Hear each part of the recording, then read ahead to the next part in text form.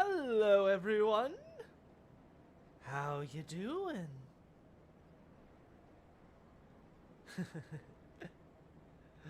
No need to give you the jump scare. As you can see, we're just gazing at the literal end of the world. I guess in both senses of the phrase. What you gotta say to us, Granny? Strange little Okay, one. nothing new. You're not well, don't worry. Yeah, okay. Yeah, I'll just get your ashes later Don't when you listen. die.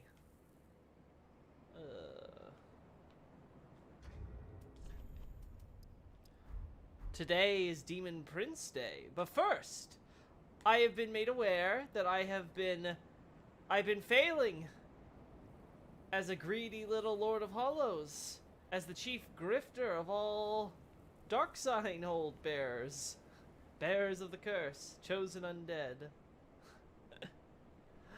I missed the coveted silver serpent ring. I forgot we get it here.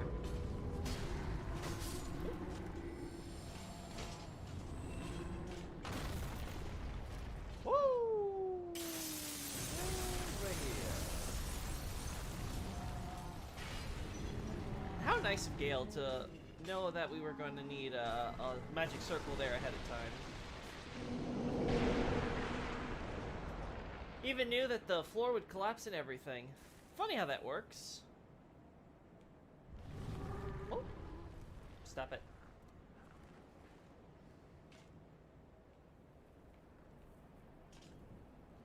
You know, the more I look at these ruins and the buildings here. Ooh. Sorry. The more I have questions. So many questions.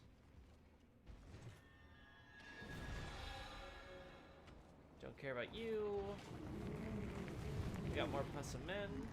Oh, you know what? I don't think I've ever noticed the second one here.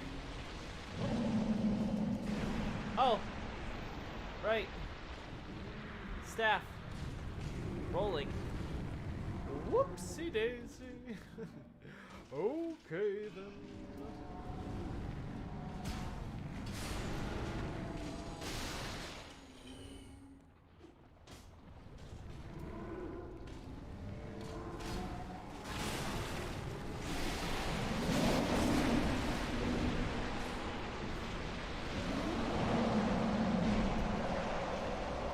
Calm down. Dearest me. Let's see. Here? Nope. I'll find that illusory wall somewhere. Is it down here with the corpse? Corpse. Oh. Also missed this. It's just an ember. Darn. No.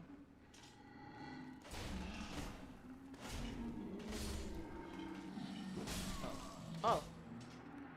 I didn't even notice I was dying. Whoops. That's fine. It was a failed run anyway. I just need my... I need my souls.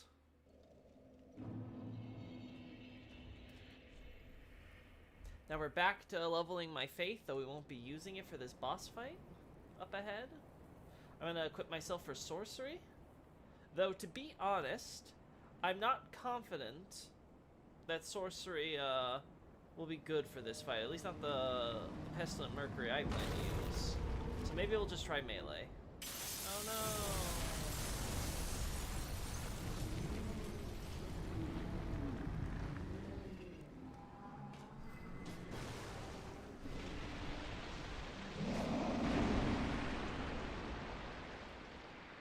We're so close to Havel, I can taste it. Just gotta get into Ring City. Okay.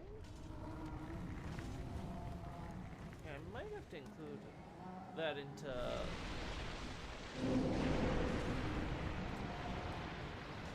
my thing on Plus of Man. Because I think I only mentioned the one. I don't think I mentioned the other. We'll see. Sometimes I word things more vaguely than I remember. With more wiggle room.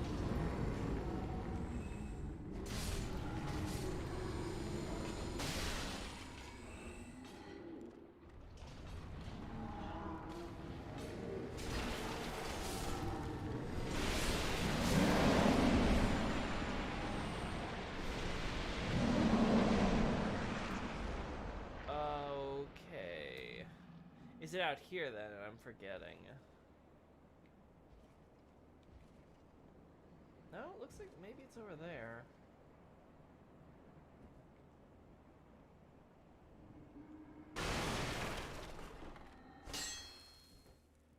Could have swore it was here with the deep guys. Maybe it's not up here at all? Could that be possible? Oh, no, wait.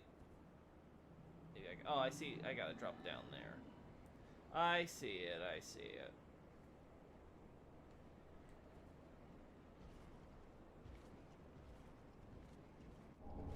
I was like, wait. I think they mentioned a illusory wall. I was like, oh no, it must have been because the illusory wall was behind there. Okay. There we go. I'm being stupid. Now we want this. Perfect.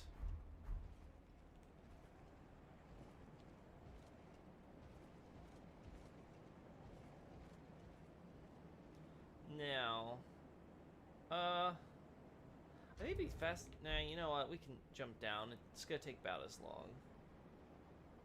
Don't need to care about the enemies here. Yeah.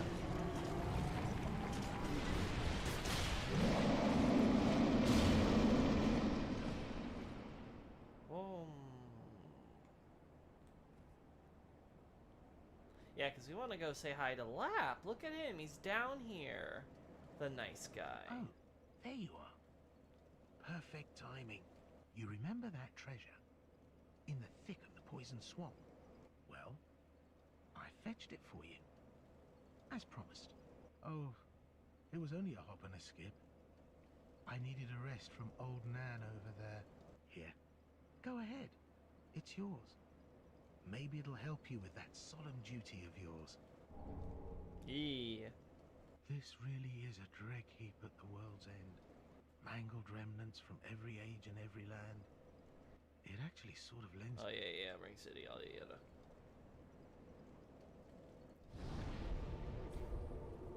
Getting us all the nice treasure. We got an item here. I know. I don't want to follow that path. Can we just go this way, right? Yeah, we can go this way. Just some twinkling. Now we go to Zoe. Zoe. Oh. There we go.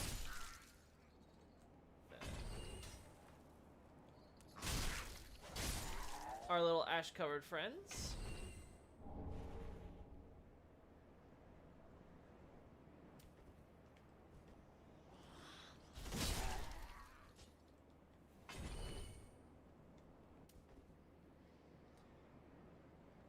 Go through their old home.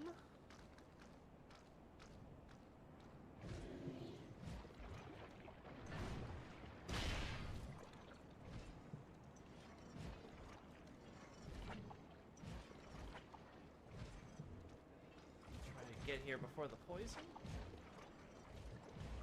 And there we go. Should be smooth sailing from here. I got the shots I wanted from Zoe last time, thankfully. They came out, well, at least one of them at least came out great. I also confirmed that this isn't deep magic, this is poison. But I don't want to get poison right now, so we're not going to get hit. Oh. Oh. There you go. Yeah, more souls. Now.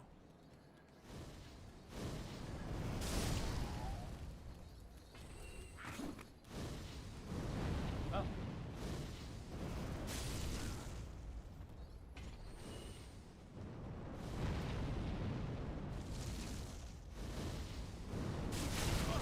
She's got a fireball, I got chaos.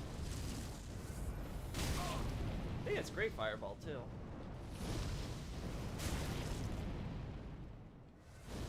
Now Zoe does interestingly have, she does drink Estus, but it's hard to say if this means that she is undead,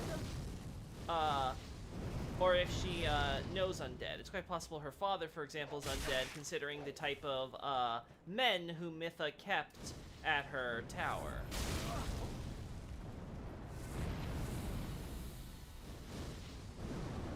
I mean, we can both play this game forever, so. As you can see, she uses pyromancy to cast a fan like the ones in DS2. I guess those fans didn't survive the ages, so she's got to use pyromancy instead as a descendant. Whoop. Oh, that's a lot of burning.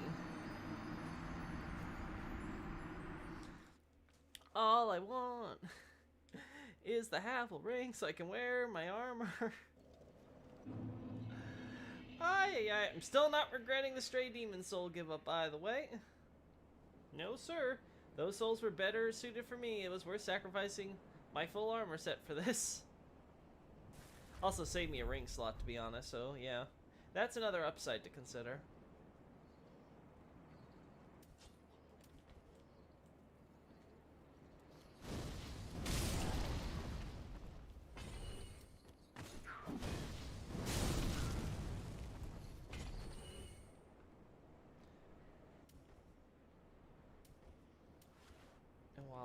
Whoop. Oh, I didn't strafe. Oh, come on. Oh my god. Ooh, you're getting whiffed just enough. Actually, does this? No, this doesn't poison me. It's like, I don't remember this poisoning me, but no, it does not for sure. Gosh, 500 extra souls just for having all my, my proper stuff out. Absolutely crazy.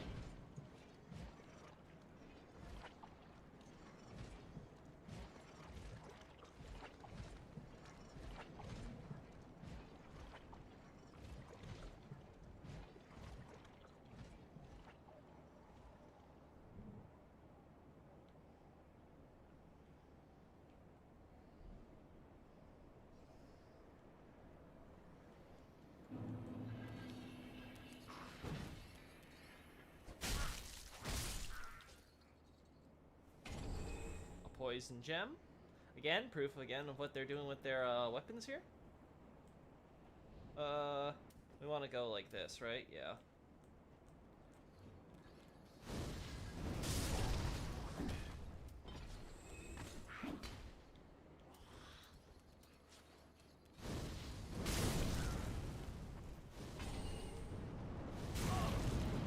Oh, okay.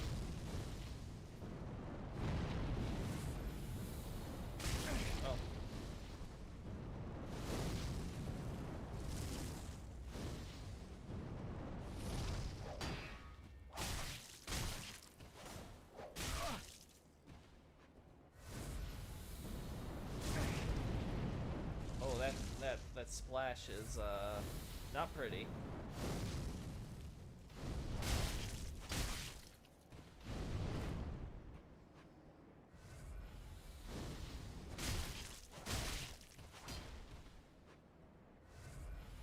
Okay, you gotta be running out of that soon.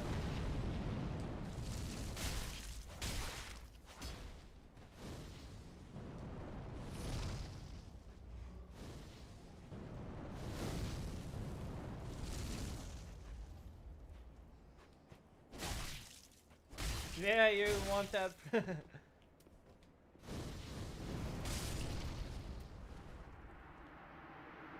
Bye, Queen. Thanks for the pyromancy. Now I'm tempted to actually go back and take go farm for a level up real quick before we do this, but I don't want to delay. So we will trust in my meager abilities to beat this boss. First try. Let's go. Let's go.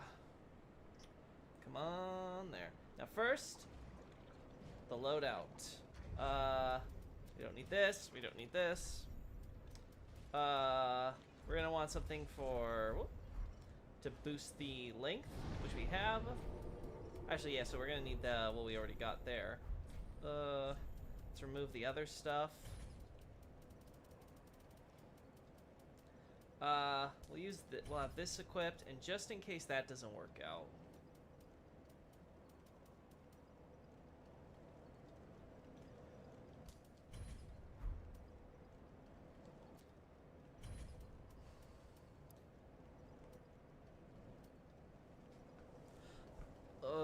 Fine. And then,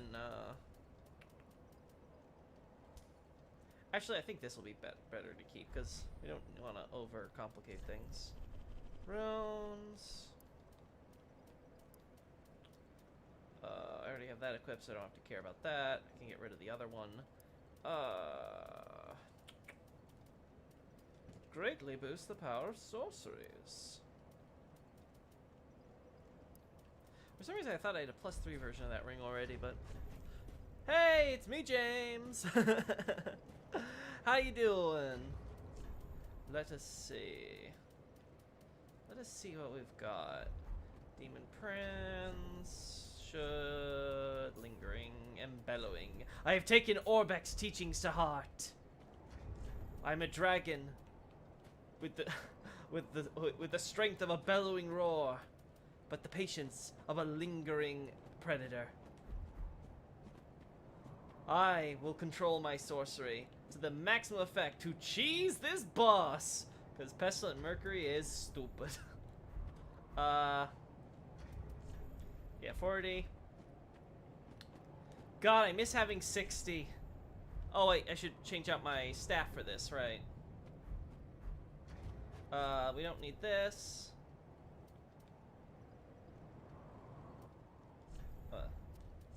We're gonna put this... Yeah, we're gonna be putting this staff here. So we'll put the other staff here. Orbek would be proud, exactly.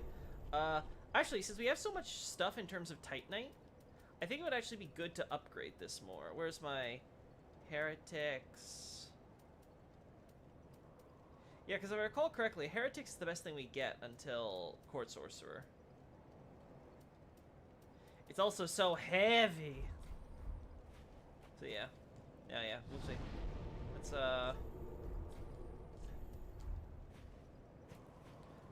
Let's go all the way here and make Orbek proud. We're showing that we were not just learning sorcery from him for nothing. Those souls didn't go to waste.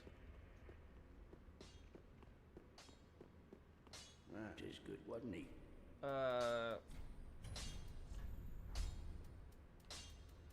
I'm still confident that I'm doing enough damage that should cover it. Reinforced weapon. Yeah. So we want large, a chunk, a chunk, and a slab. And this doesn't matter if we upgrade it, so I don't know why I even put anything in it. I almost want to reverse it just so I don't have to see that plus on it. But whatever. You're still mad at me. Don't worry, we'll kill Lothric and then you can like stop being all prissy.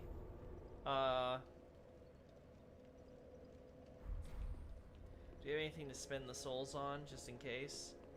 Nah. We'll be fine. It'll be fine! Let us go!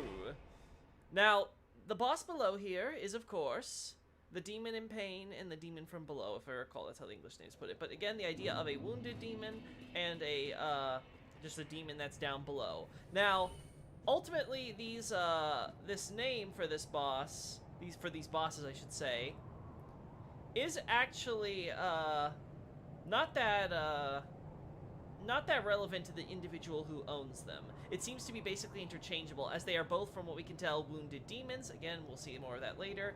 And, demons, of course, down here. Now, again, recall that how everything in the Dragkeep is being dragged downward, and this seems to be one of the examples as we get to the lowest reaches where we will see it. From here, we've gone from Dark Souls 3 to Dark Souls 2 areas, and now we're going all the way down here for the boss fight. The idea being, of course, that the Chaos Demons, after the events of, well, us coming through with Smoldering Lake, with Old Demon King and the Lothric War before that and all, is that those who've survived are just going around scrounging what they can. And as we will see, oh, we better have my weapon equipped. Gosh.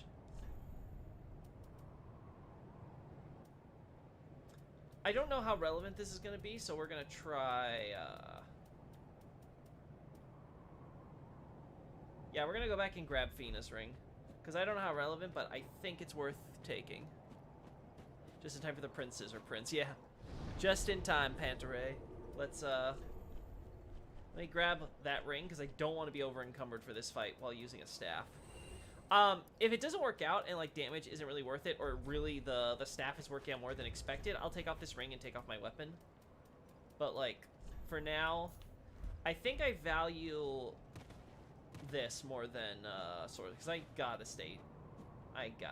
Anyway, as I was saying, so the point is, of course, is that the Chaos Demons, down here seem to just be scrounging up what they can, because again, like, their civilization's basically destroyed. They're all practically extinct, and slowly will be extinct as things stand. So, they're just trying to make it out here in the end of the world. Now, as you will see, that here both of them are. Whoop. Scrounging through in the bottom.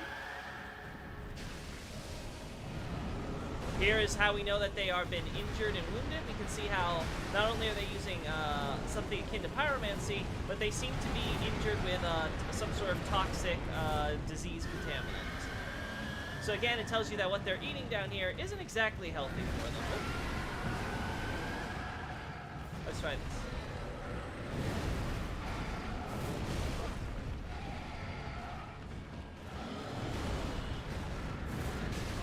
Oh my gosh. Having both of them here is quite the pain.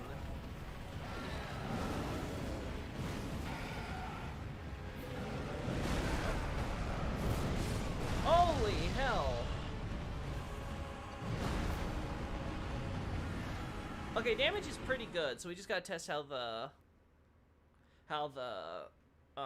it compares to the melee. Because if melee fares better, then who cares? And of course, there's always Soul Spear.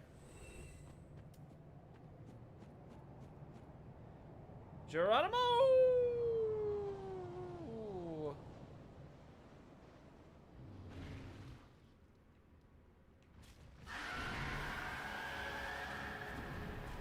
Oh, where are my souls? Oh. Souls? Souls? Souls? Souls? Listen, I'm just looking for my souls, mate. Just coming through. Oh. I don't see it. Holy hell. Where did I drop them? Oh, are they over there in that corner? Oh no. Oh no, this is not okay. Oh no. Yeah, they're only now lighting up. Souls, what are you doing to me?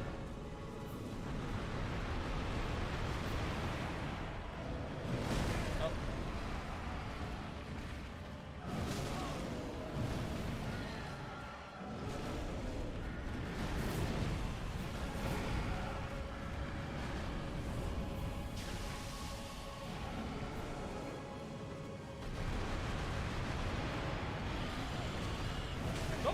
Holy hell, stop it. There's the toxic material they've been eating.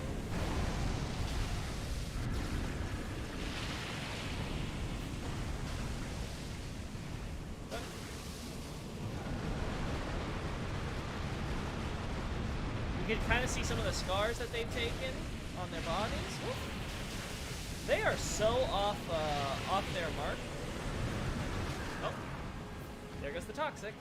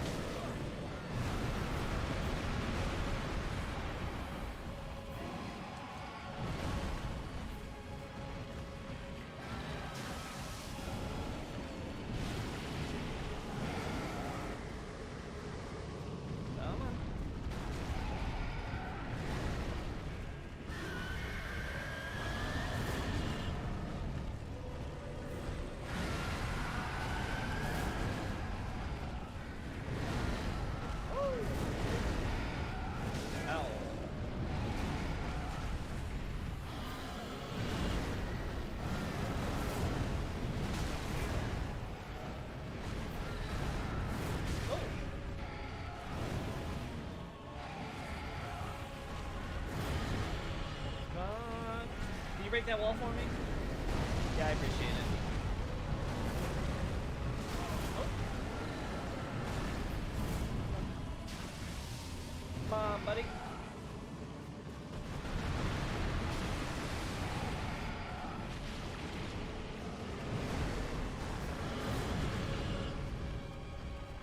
Oh, come on. Oh, God, when did I... Is that the poison fog?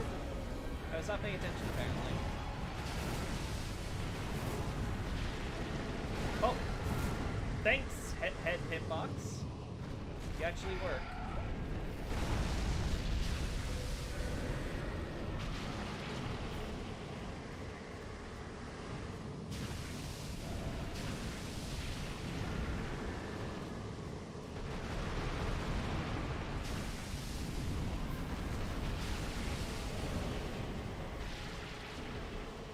You guys are so weird.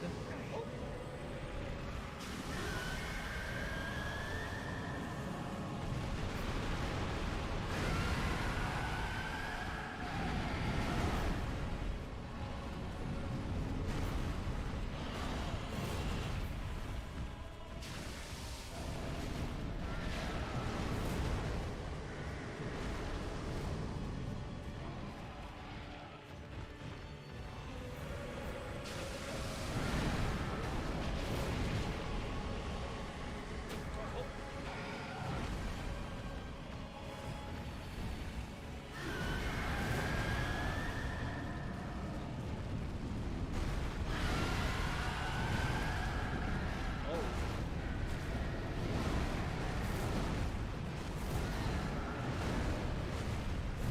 When are you gonna cool down? Oh.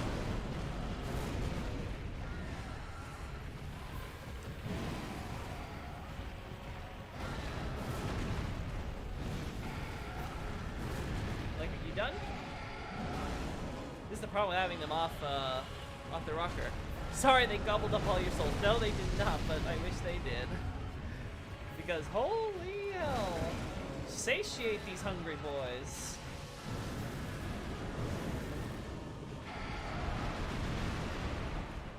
Alright.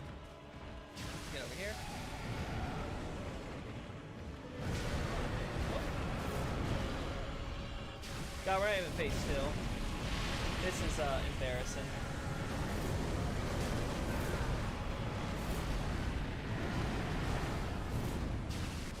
There we go. One down. Oh. Oh. Oh! Too early.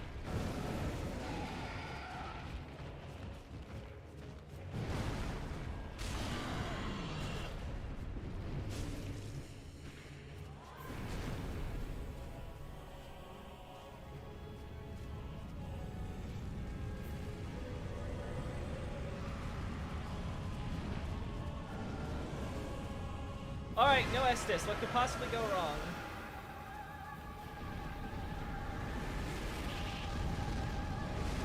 Oh. I can already see everything that's going wrong. Oh! Yeah, so I can't just dodge through that. I gotta dodge side to that. Okay. Stay where you are? Prefer? Oh, I got the wrong one. Oh no.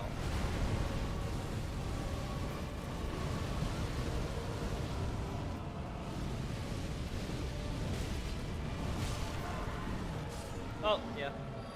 Okay, yeah. I did the wrong one.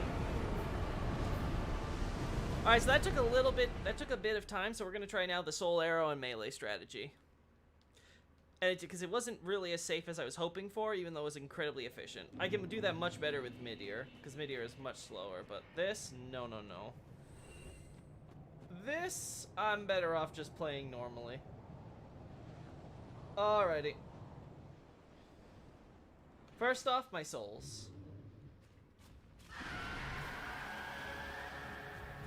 Ah, there they are.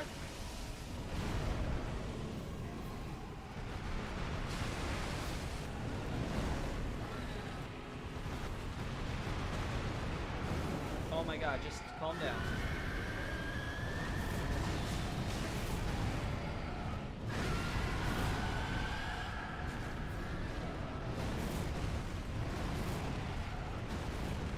want you to die first, if I recall. Because you were the one who died second last time. Oh my god, this is painful.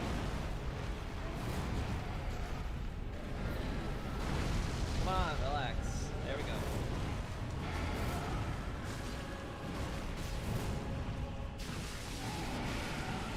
Oh my god, hitbox.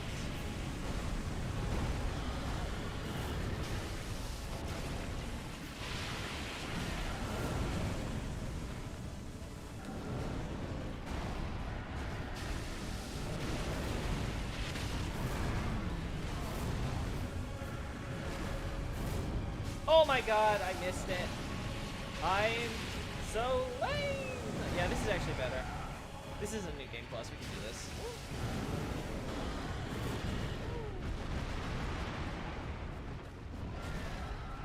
Wait, I'm supposed to kill this one.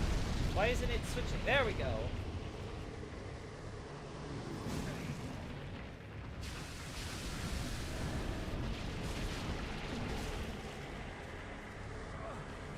Oh my god. I didn't bring my antitoxic?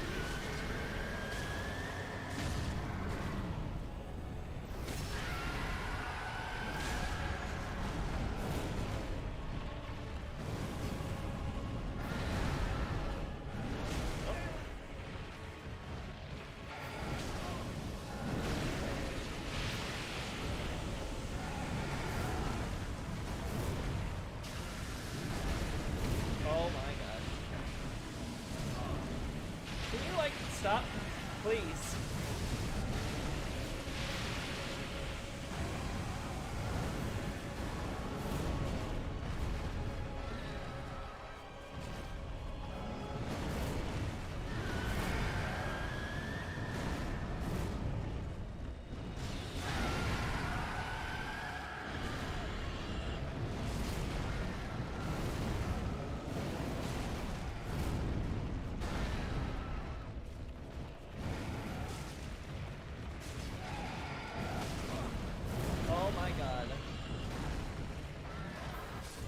Oh, right, toxic. Okay, yeah, that toxic screwed me. I don't know why they're so unaligned. Usually they switch over pretty quickly, but this one it's like, oh god, they're either constantly one way or the other. In that case, one of them was stuck in their mode for seemingly forever, though. It was like, what the heck?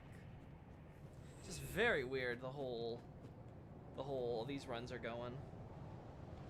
Let's see. Soul. I don't see any light. Don't tell me it's on the far end of you guys.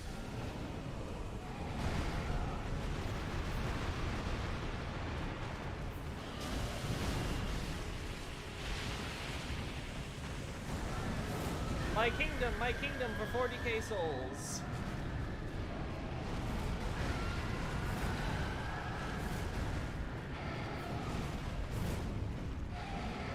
Oh, you all see it? 'Cause I don't.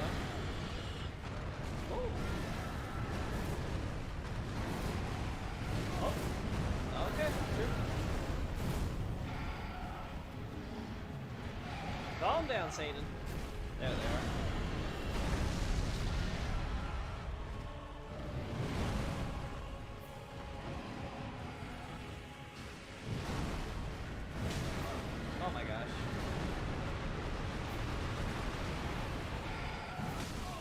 Oh my god.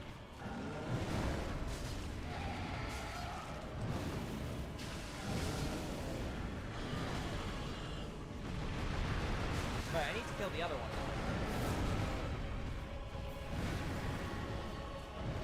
Done?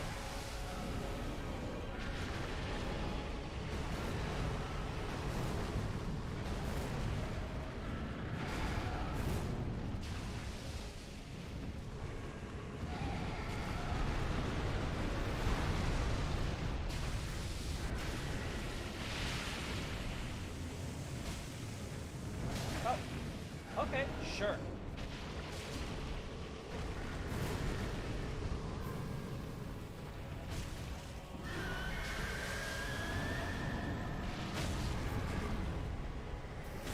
Yeah, iframes.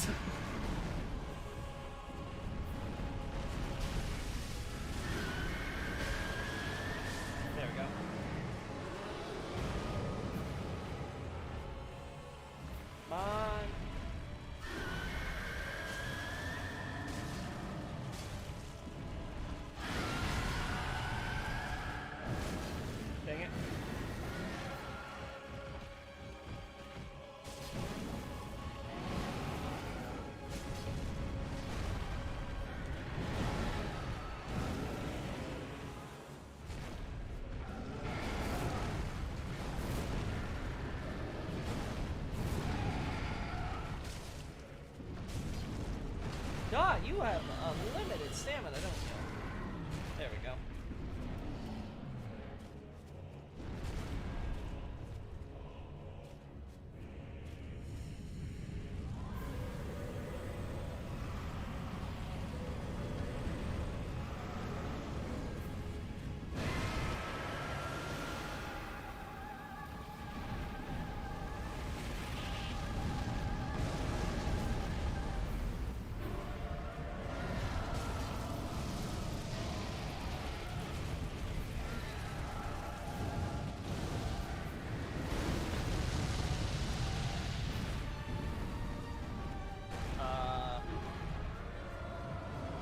Oh no, I got the wrong one. Dang it, so it's the other one. I was right the first. Dang it! It's gonna be so obnoxious. Okay.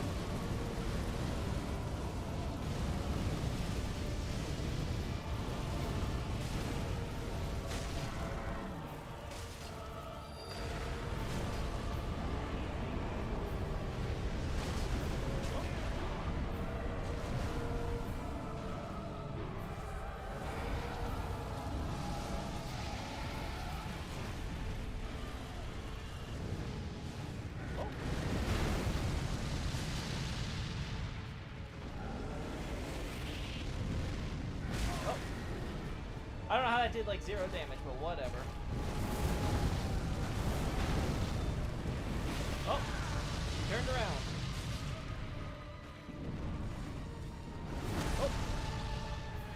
Oh, that was just my bad. I shouldn't have been able to dodge that easy. Alright, but now I know. It's the other one I want with the lasers, because I don't want to deal with freaking AoE while he's jumping around like that. Urgh. Remembering this fight is such a pain.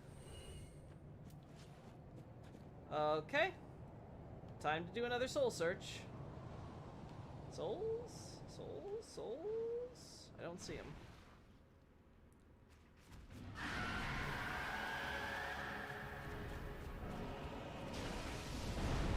I still get the feeling they're on the far side, but we'll see.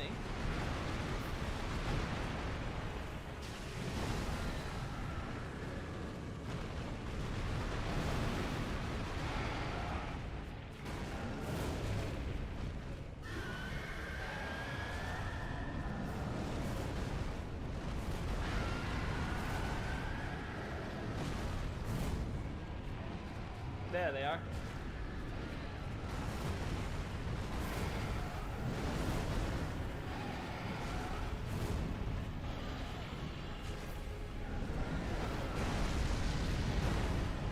Alright, so first one is pain, right? Then.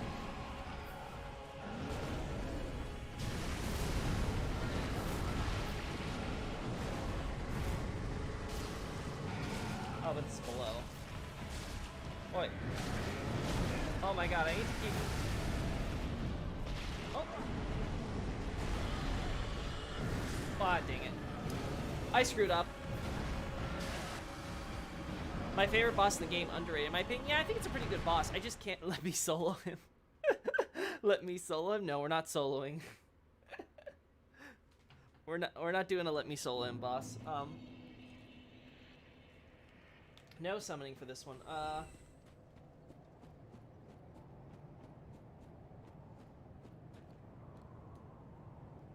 Alright, let me just double check, because I need to make sure I'm not being stupid, and I remember exactly which boss I'm killing first.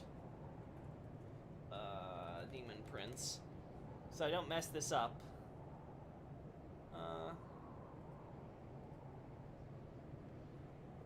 Da-da-da.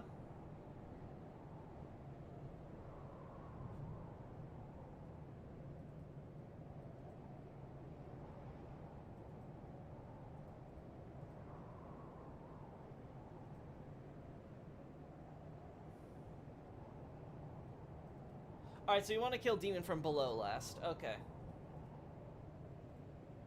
This boss is a tank. Well, he's not that bad, it seems, with melee, because I don't have the best melee setup. But he's doing better, it seems, than my sorcery. Which, I feel bad for Orbeck. I wanted to show him that I learned well, but nope. Sorcery doesn't beat a good Black Knight sword. Which, granted, to be fair, it is a Black Knight sword. It does get extra damage against demons. I did neglect to consider that. I'm so used to just having it. Oh! What?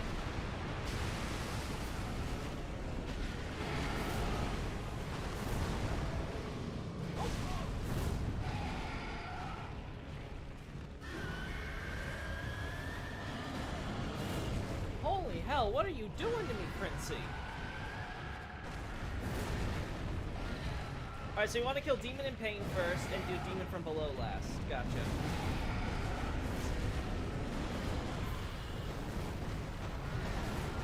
Oh my god, one of you, calm down.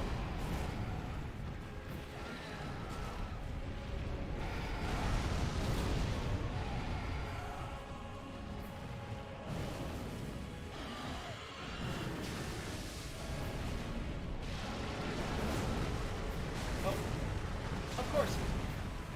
Because why wouldn't you be able to... Oh. Why wouldn't you be able to just hit me through my, through your friend?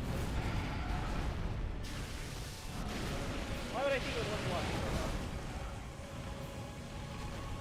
Then, like, you like to stop.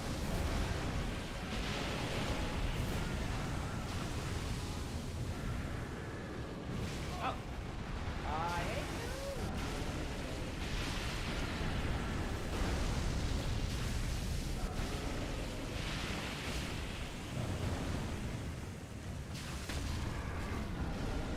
Oh. Thank God I got that, or else I would have been doing it toxic.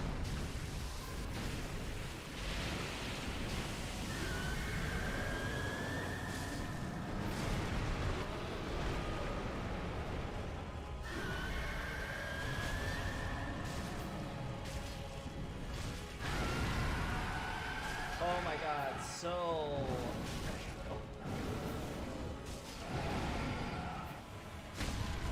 There we go. Alright.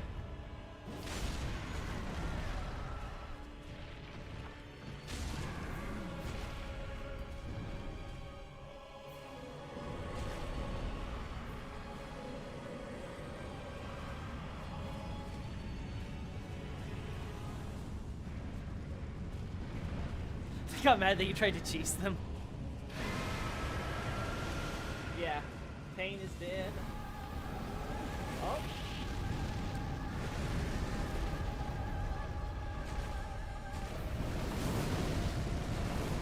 Now he's gonna turn. Oh, he didn't do the turn. Okay. I figured at range he would want to do it, but...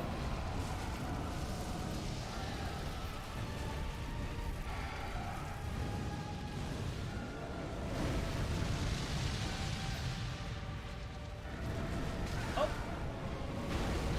Oh!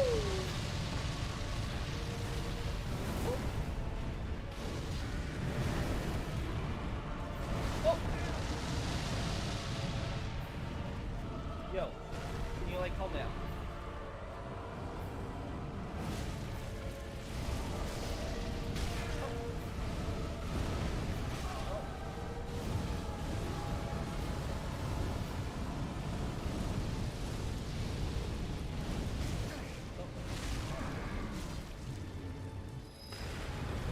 Perfect. I think. Oh no, not in time.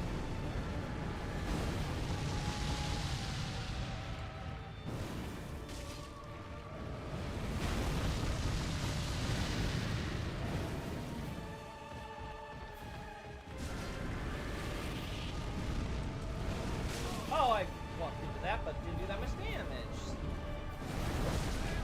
And that's right, the swoop you need to side roll. Gotcha.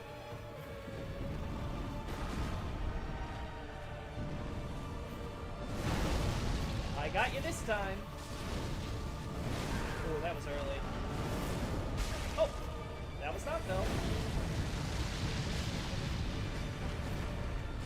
I'm out of flash, so. Honestly, this might be the time for miracles if I need healing. What? There we go. Game?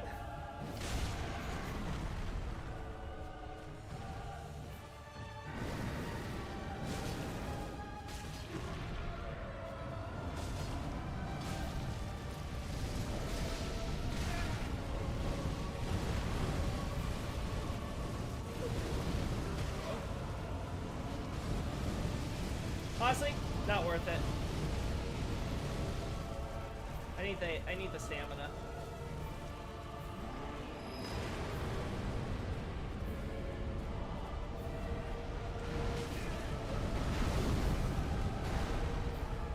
Oh, right. Oh, dang it. I didn't have that on my health bar! Might have been a bad choice then to get the thing. Maybe I should have gone for it, like hit it now or never type of thing. Whew. I'm pretty okay with this though, all things considered. It's a pretty enjoyable boss at least. Oh. Alright, so the sorcery just isn't doing it, so I'm sorry, we're gonna go miracles. Or you know what? You know what? It might be worth trying just a pure heals, no Estus. Because if I had those extra flasks dedicated to healing, I think I might have actually won that fight. Yeah, for sure. What? Yeah, the problem was I was rolling too much on magic when I've got a Black Knight build. Just go straight in the offense. I still got my 40k souls to grab, right? So, I don't think that was the right one though, because I still had to deal with the same attacks as last time. Or was that? No, because he used Seething Chaos. No, that was the correct order, because he was still using Seething Chaos. Am I misremembering that? I figured that the Demon Prince, Dark Souls 3. Which one's the one that has the laser instead of the other annoying attack?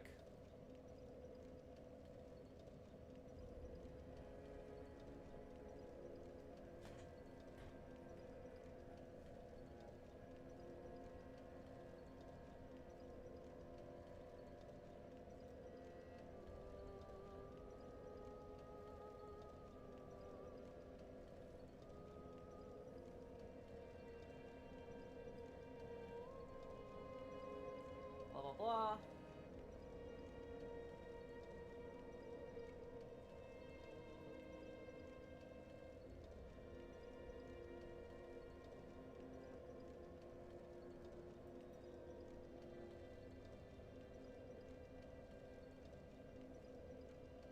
So I guess Demon in Pain has to be the other one we want to have last then. Alright, we're gonna try Pain. Because my memory is shot. Orbeck would not be proud. Poor demons, they didn't do anything in this game, and yet we went full extermination on them because they happen to be in our way. They exist. Their existence is a blight. Miyazaki has ordained it. This is a holy crusade against the demonic scourge.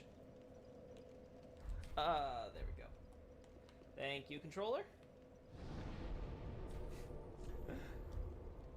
No, but yeah, demons, as far as the Dark Souls 3 makes it abundantly clear that the Chaos Demons are these entities which are not supposed to exist, right? They're created from a flame of chaos, which is, again, basically like an abomination created to mimic the first flame. God, why are all these enemies just dying when I'm not even killing them? I don't see a light. But if I had to guess, it's somewhere over there. Oh, that's convenient. Oh, holy! What is with that delay? Woo!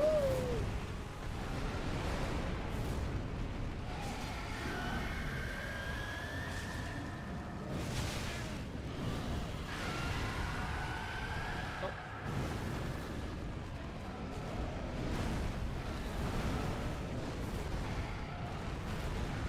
All right, so we wanna do blow first, pain last. So we want to do this one first.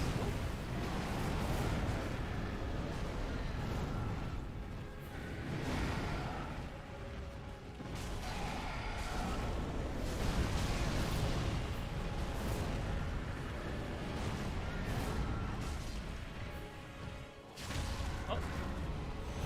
Oh. Ah! No! Oh my god, I can't believe he fucking... He knocked me out! He knocked me out of position. Ree! Gun would be so proud. Yes, he would. They were just being chillin'. Miyazaki has ordained it. Well, there's no getting around that. Exactly. If Miyazaki demands I kill all the demons for the sake of my dark soul, who am I to question him? Who am I to question the true god of this world? Alright, where are you? Yeah, screw you. I should have known when I got hit by that thing on a delay.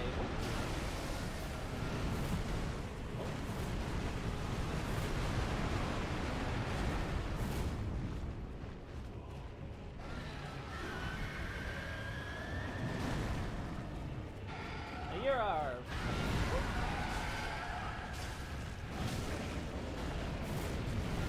Oh my gosh.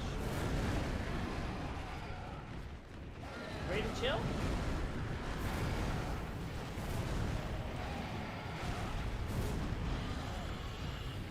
What?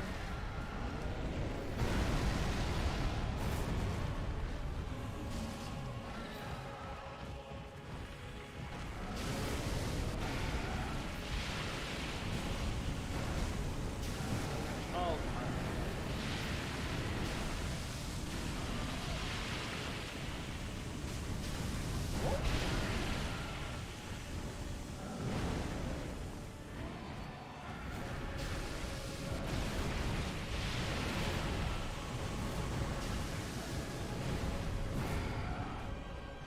Oh, that delay! Oh.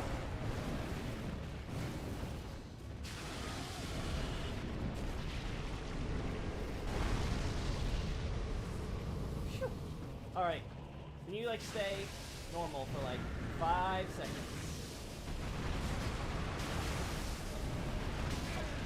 Nope, can't do it. It's too difficult. You have spoken, I see.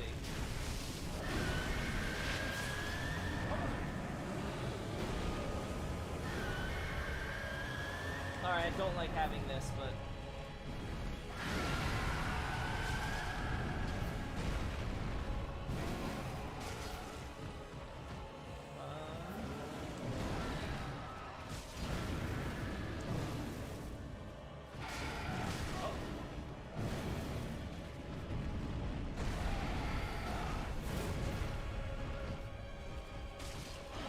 Having Toxic might screw up my plans. I have to maybe get that Blossom just in case.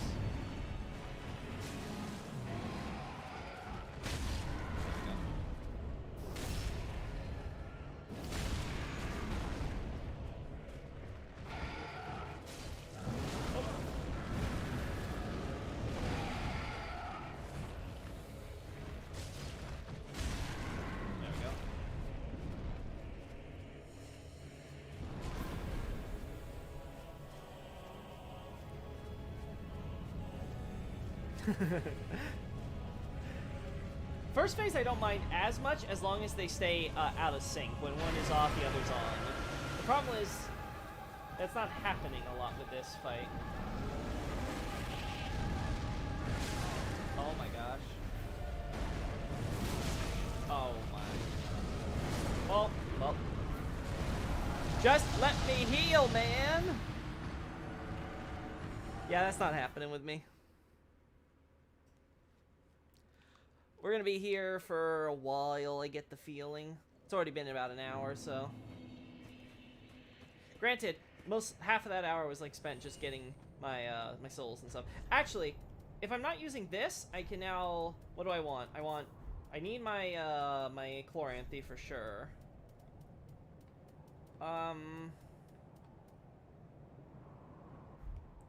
You know what? Might not be a bad idea, Sun Princess Ring. To help me get to full when I need to just be topped off a little.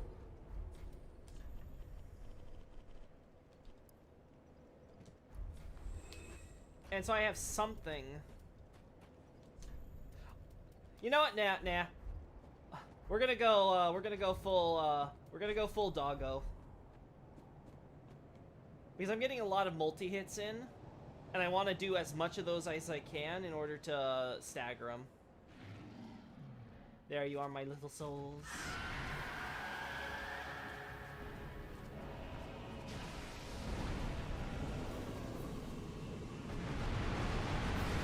Now remember, you're first.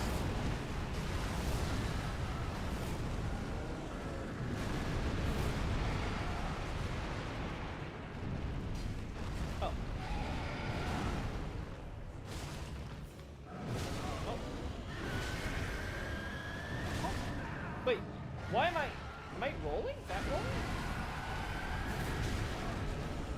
Oh my god, I'm fat rolling, why? Oh my god, I'm just over the weight, of course.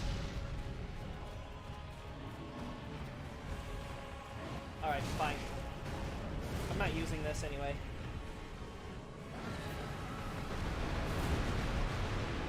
Oh, I'm so mad about that.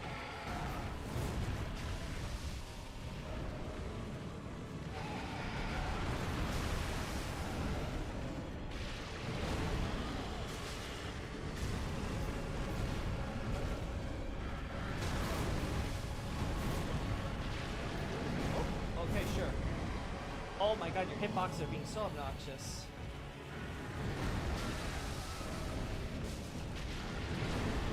Oh my god. Almost hit toxic again.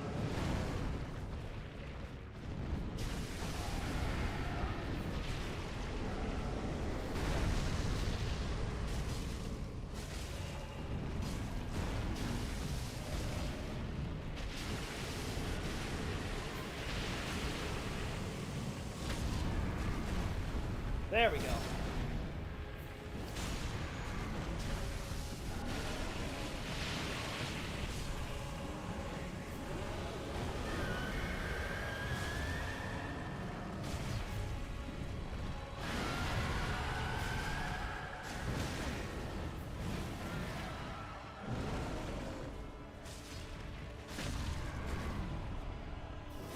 Ah, that was so much cleaner. Pontus Eye was the perfect choice.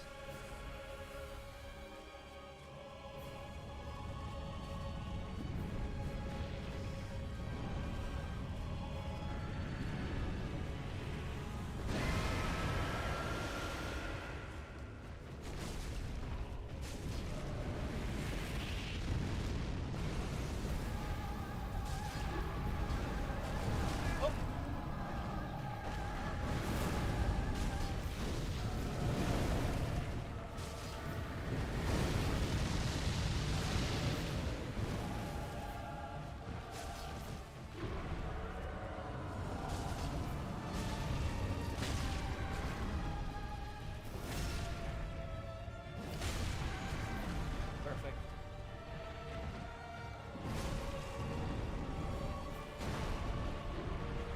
Oh. Oh, they're doing it again.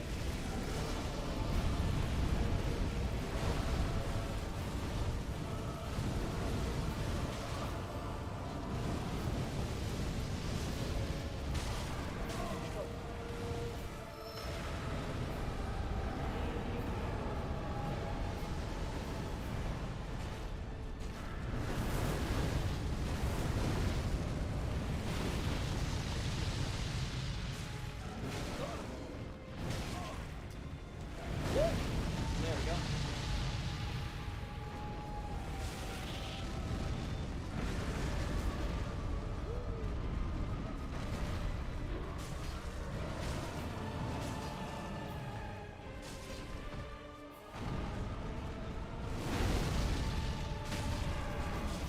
There we go. What did I say?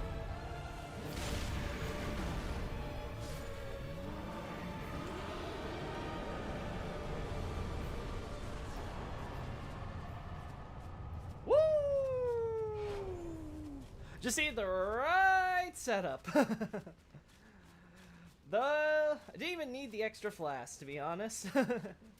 Woo! I did it! Yeah! Woo! Alright. That felt good! Yeah. Let's go! Alright, now, as we can see, the different carry-on and stuff that they've been chowing down on. That was a W. But notice even more closely. What's wrong with the ground? Ground looks a little weird. Well, what do you know? It's the maggots from the deep. So as we can see here, the deep corruption is, of course, festering underneath all the ash as we established. So not just in pool form, but even just in the general corruption and products of it. So here we see the same maggots from the cathedral. And they've been eating, of course, the carrion, along with our good old demons. So our two demons, some of the last of their kind, have been feasting on deep maggots. And so, much like the dogs, as we mentioned earlier, that creates a sort of infestation, that sort of creates a tumor that grows and festers. As we can see with the two demons, they've been injured, they're scarred, they've obviously had a hard time surviving this long. As we can see, they've gotten sick with poison, and if we recall, you find a poison bite ring among one of the maggot monstrosities as a reminder that, yeah, this is like a poisonous infection that is spread into our demon friends and causes them to be very ill, but they're able to use that as pyromancy, because again, they're your chaos demons. Ew, there's deep in my food. Still not as dangerous as the Dark Souls 1 skeletons. Yes, that is a fact. The last demon killed in the first Firelink Shrine. Exactly, let's talk about that now. So, of course, we're heading, as I mentioned earlier, we go from the ruins of Lothric in Dark Souls 3, to the ruins of Earthen Peak in Dark Souls 2, and finally the ruins of Firelink Shrine from Dark Souls 1. We find ourselves going back in time almost as we find these places from various ages. Now, much like Earthen Peak, this was likely taken closer to the events of Dark Souls 1 than the events of Dark Souls 3. It's hard to imagine Firelink Shrine surviving till the events of Dark Souls 3 by itself anyway. So seeing this place in ruins here is not a shocker. But again, you can see, same tower. Although it reuses far-on assets in order to make it exist. But hey, you get what you gotta do, what you gotta do. Yeah, look at all that gross, festering filth with the deep. Ew. Ew. Gale still leaving his magic circle for us to fall into. But yes, as we can see, there are these various ruins. We can definitely do that.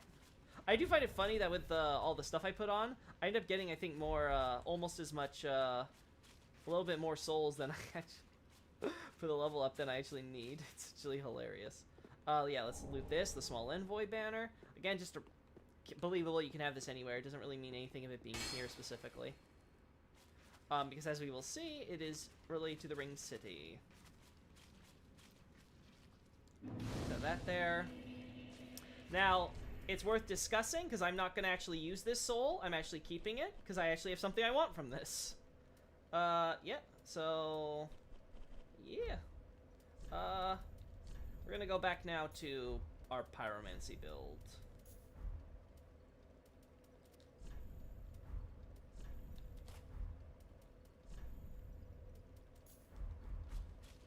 There we go.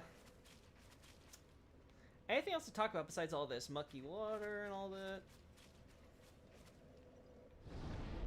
You just rolled in that gross festering deep. Listen, I got the bonfire! It somehow protects me from everything! You sick? Bonfire. You injured? Bonfire. You got a severed leg? Bonfire! Bonfire solves all your problems! And get a special portable flask for a limited time for bonfire on the go.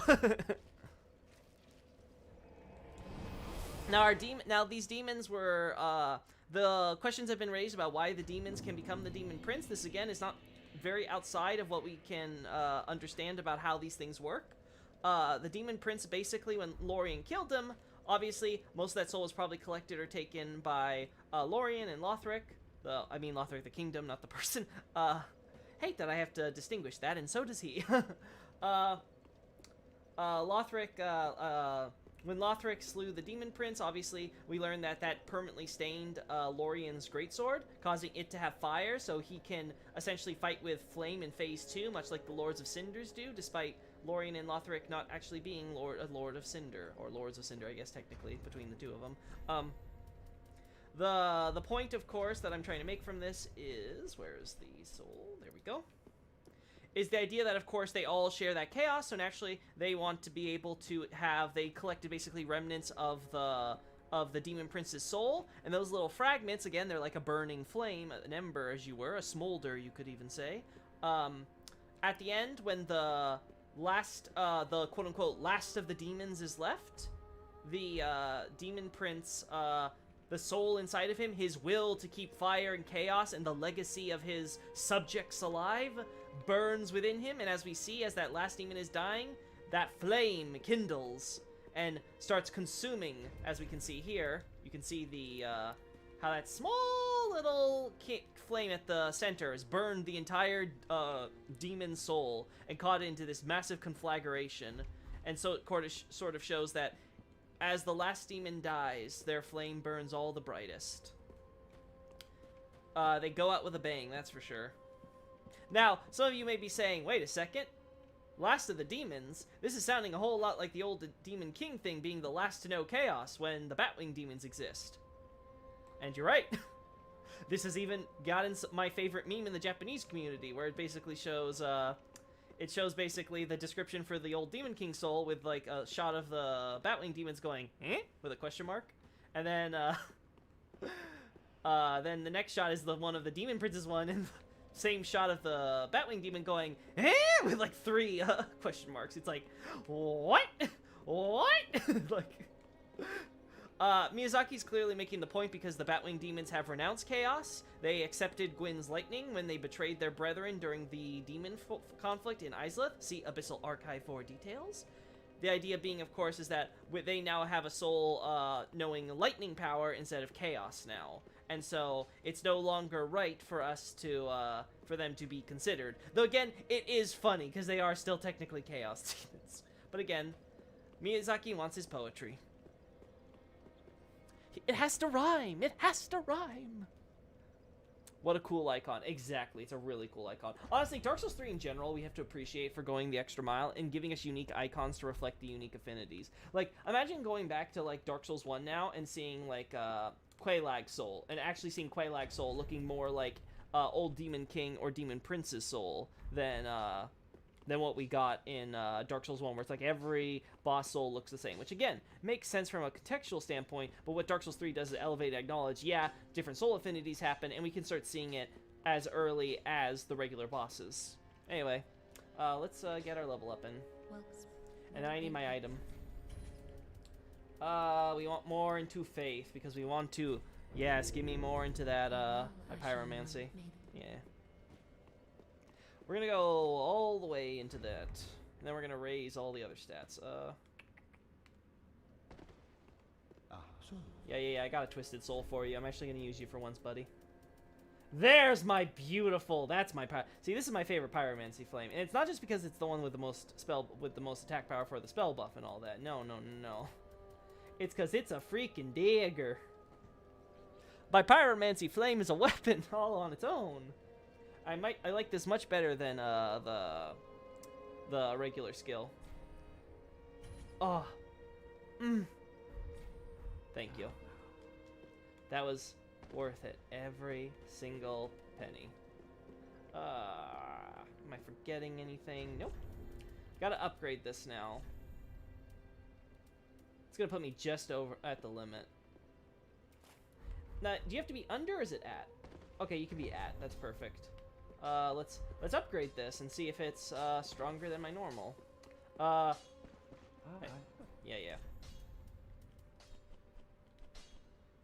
Oh no, wait, I need to reinforce. That's what it is.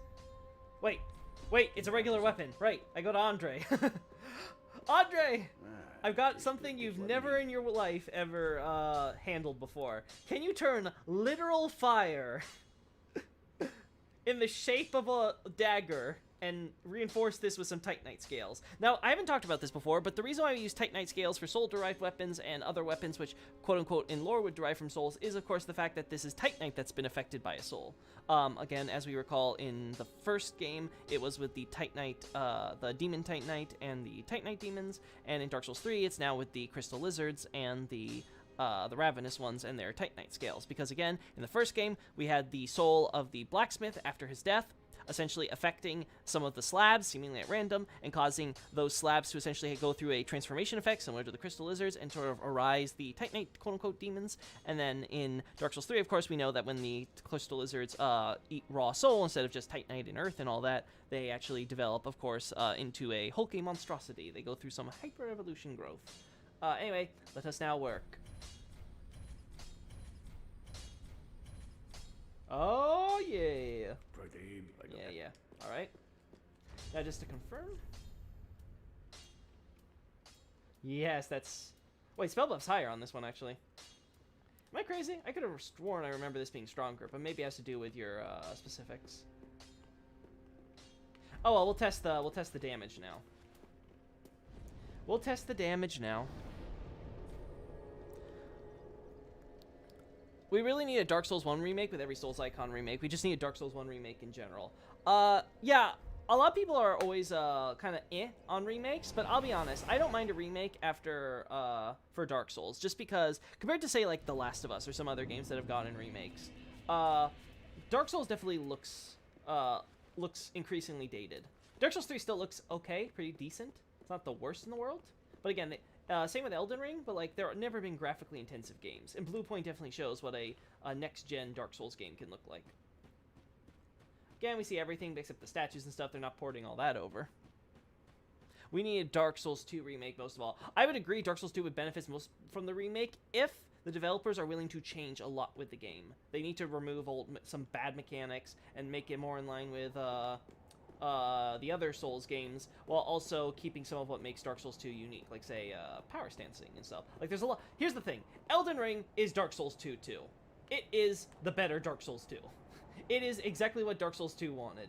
Go cross-continent, travel cross-continent on an epic adventure, through the world of quote-unquote man. In this case, it's like, I guess, kind of God still, but again, they're basically mostly run by men and demigods and things like that. And then... along the way, learning about various kingdoms and countries and things like that. Like, that and just various mechanics and stuff, it's just very obvious that it sort of lives up to what Dark Souls 2 was originally trying to achieve, and failed miserably. I got nothing to complain about here. I think we're ready.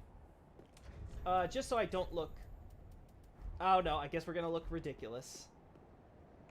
There's the Ring City. Now, again, the game doesn't let us look up because I think they're deloading everything up there. But again, we've noticed how everything's been dragging itself down here. Should probably be seeing some of that stuff over here. But point is that we're seeing it all drag down to the bottom. But the Ring City stands tall. Oh no, it's the bot. We'll do that while this happens.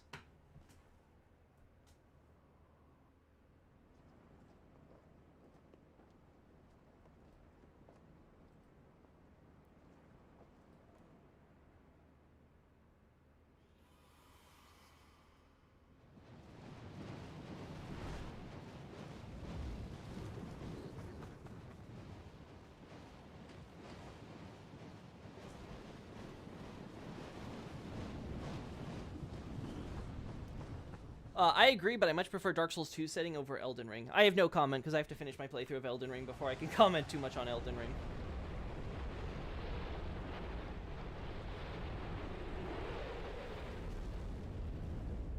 Alright, so Batwing Demons bring us in when we use the banner. We'll talk about the banner in a second. But as we can see, here is the Ring City. Now notice we seem to be seeing a... we seem to be not seeing the eclipse as we've seen before. This is rather interesting, as it sort of gives the impression as if the dark isn't imminent from this place. Almost as if the Age of Dark isn't imminent whatsoever. Now, the reason why this banner exists, Where's the keys? Again, notice the similarities to the Lothric banner. We can kind of see this is where the concept originated. Again, so the Pygmies took the Large Soul. Gwyn gave them the Ring City after they had, since they had it already. And the idea was, okay, so the god Anor Londo built basically this entire city for the seemingly just for the Pygmies. They were like, hey, we know you got the Dark Soul. You've already spread it amongst all of humankind, so we can't really do anything about that. But hey, I want to go fight dragons. And you know, you could be useful for that regard. So how about, like, we work this stuff out? Now, Gwyn has done this with the others, and this is completely the norm for him. He's always been making alliances way before the Pygmies show up in his vision. But once they're there, things change. Because unlike other alliances, Gwyn's like, oh, they got this dark thing. I don't like that. I don't like that at all.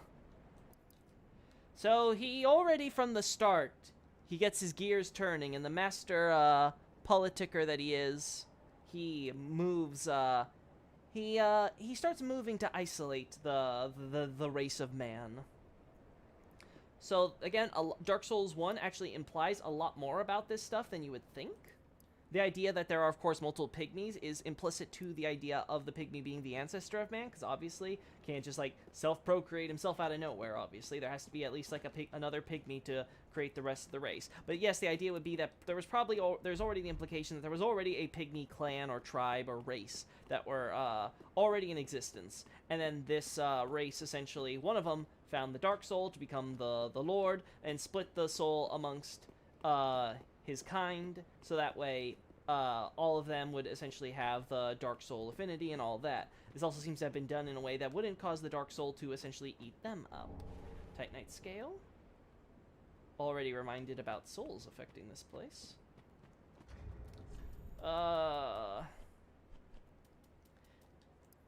And what we learn here, of course, is that, that Gwyn not only was, when it came to Gwyn and his manipulations, he already had this idea from the very start. Okay, we'll work in alliance. You have the Dark Soul. Here, have a city. We'll help build up your kingdom. And by building up your kingdom, you can get to a technological and military level, which we can use for our plans, facing the dragons, right? And then all four lords can help challenge the dragons with their forces. Now, what ends up happening here, as we can see, is that the city is, of course, isolated at World's End, far away, so already it's like, keep him far and away from Anor Londo. And along with it came his beloved youngest daughter. Now, it should be noticed that in Dark Souls 1, Gwynevere is referred to as the eldest daughter. Now, I'm not saying here that Filianor was always in the plan. More than likely, that was put in there to help hide the fact that Gwendolyn, who in the Japanese version isn't referred to as male until you receive his boss soul after killing him, so therefore it's all implications are left that he's a female and a princess, is the idea that it was probably for that reason. It's like, okay, Gwendolyn's supposed to be the younger sister, quote-unquote, so we'll refer to Guinevere here as the eldest daughter. Now, as we can see, this ended up working out quite fortuitously for Miyazaki, because he decided he would create another younger daughter of Gwyn with his queen. Because again, Gwendolyn's the youngest, so again, this is before the Priscilla rape fiasco. Yep, and yeah, with the princess, and let's go find back to here. There we go. And so the idea was that he was going to send one of his daughters over there, essentially as an offering, right? Kind of like when you say lend a marriage, and it's like, okay, we're going to build a marriage alliance here. She's essentially being thrown there as kind of throw a bone to the new Pygmy royalty, as well as to say, hey, like, you can kind of, like, hold her hostage. Now, the plan that Gwyn clearly had was this was to show his good favor, because, hey, you have my daughter, so anything goes wrong, like, anything goes too crazy, we can, you can always, like, do something to her, right? Well, that doesn't end up working out, because Gwyn always planned to come back for her one day, when she would, once the Pygmies were permanently dealt with, and there was no longer any reason to fear the dark. Now, things didn't work out that way, now did it, Gwyn? But, we can already get an idea of what's going on here. As you can see, there's the city below, and over there, we'll get a larger idea of what's going on with that place in a moment. Obviously, there's the giant adjudicators. I disagree mostly. Dark Souls 2 setting never looked very interesting to me. Well, listen, I'm gonna leave that to everyone's subjective interpretation, whether it's interesting or it's not interesting. I'll give my opinion when I finish my playthrough of Elden Ring, and I get a full sense of, beyond what I've seen of the script, of, like, what the game's like, how it feels, what mystique the world creates, how interesting the universe is, etc. Of course he does, the scaredy cat, exactly. Hey guys, look at this cool dark thing I found. Want some? No, go away, you stink and you're small. Yeah, kind of. They brought thee here, did they not? Now here we see a Dost deceitful thou the pygmy gods king. serve, or merely that role affect? I'm just pretending. Yes. Yes, of course. How wouldst one such as thee do service to the gods? I have intimate knowledge of thy kind. I know thy want. The dark soul, is it not? Why else wouldst one deign to visit this dung heap? Give rest to thy falsity. I would be an ally to thee.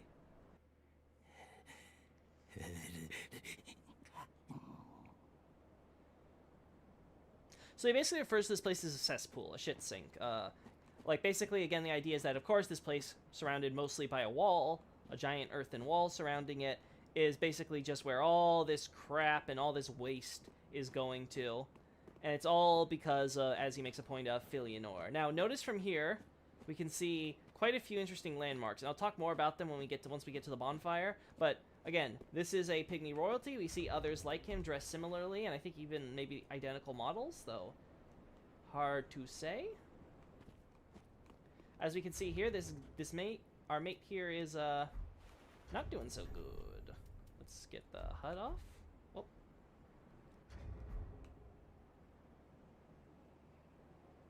Actually, yeah, we'll look this way. Dang, it's hard to get a good top-down angle, huh?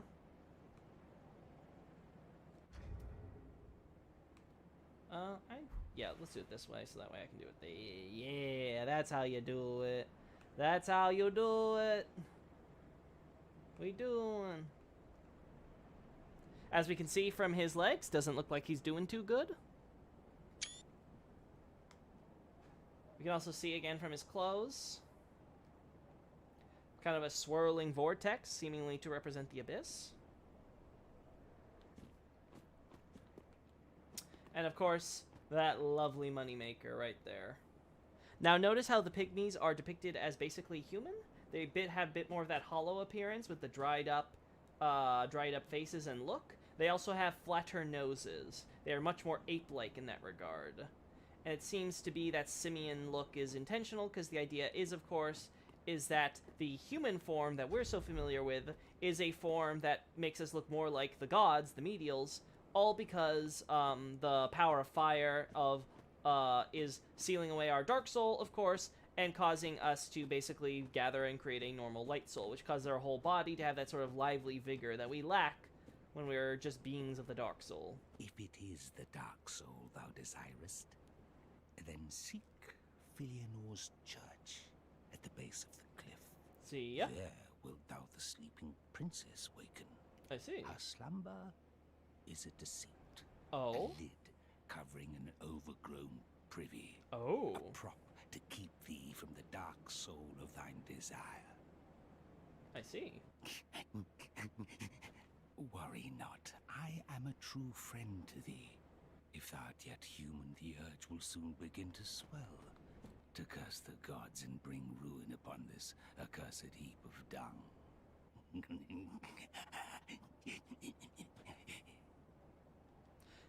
Now, if Yeah.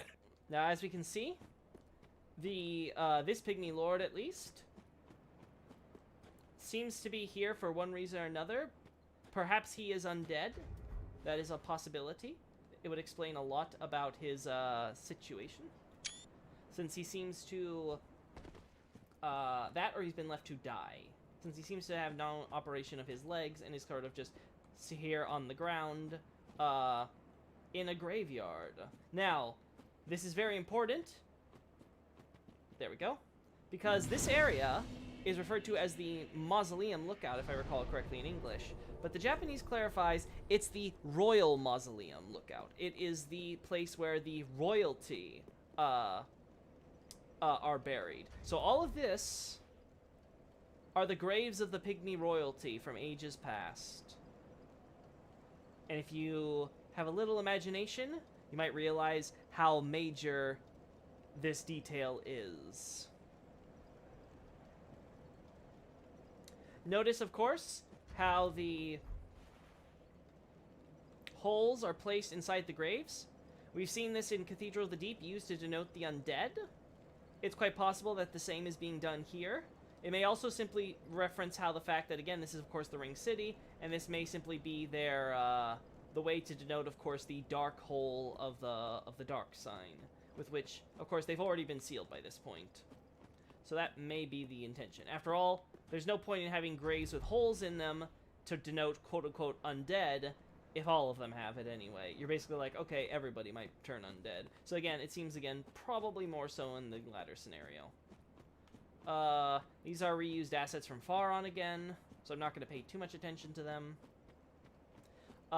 Again, we can see the Church of Filianor right here, along with her tower, visible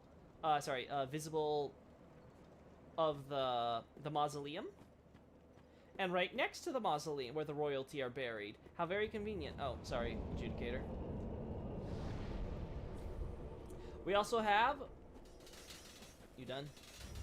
We also have over here the trailer shot, the moneymaker, the thing that you see in all the advertisements. This mysterious tower, standing all by its lonesome apart from the rest of the city. Now, if you look real closely, you may notice there are statues of Gwendolyn adorning around the sides of the tower. Now, this makes sense. Gwendolyn was, Koth tells us in Dark Souls 1, the Japanese script, again, read Abyssal Archive for more details, how Gwyn bound his sons, plural, not his children, his sons specifically, to dealing with leading the humans and all that. We see this in Dark Souls 1's DLC with Gwendolyn statues in Ulasil. He's helping manage the undead system there. This is, of course, when his brother is, of course, in charge, so he takes a more prominent role as kind of the front man. In Dark Souls 1, when he's the one in charge, he sort of takes a behind-the-scenes look while letting his sister eat all the spotlight throughout this system. But again, we can see how his statues show his influence here. We will also see more of them over there with the Church of Filianor. So it tells us that a lot of the stuff going on with Filianor and the Spears of Filianor and everything that's in the current system post-Undead Curse was being managed by Gwendolyn in those days. And we will see more evidence of this as we go forward. Again, we'll get better looks at these statues. Now the question is, of course, why is this building so important that it needed Gwendolyn's touch? If you want my opinion, I believe it is a lift/teleporter to the Pygmy throne room. We find this building actually behind the Pygmy area in the... After we reveal as he put it, the lid that's covering the privy. We also can see, just looking at the building here, that it's clearly been made so that way you have to have someone fly you over there, such as with Batwing Demons. Or some other means, over to, like, say, like some time-space magic to allow you to levitate or something, over to this room. But as we can see, the room is fairly small. It's not big enough to accommodate the throne room. So it's possible that Miyazaki's, again, pulling a clown car on us, and he's like, oh yeah, that tower is supposed to be all of this, but I'm not convinced, especially when you compare the architecture. I've thought about it, and I'm like, nah.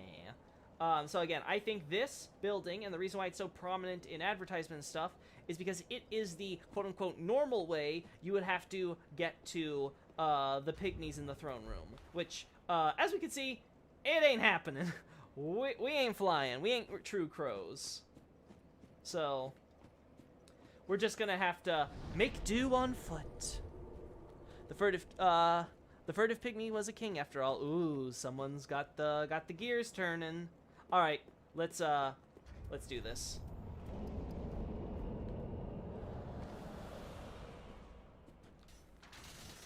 Where's the item? There we go. Now here's the ruin set. This is important because it establishes that, like the Herald Legion, there are those who, other knights who went searching for the Dark Soul for whatever the reason. This idea being it was on an old king's orders.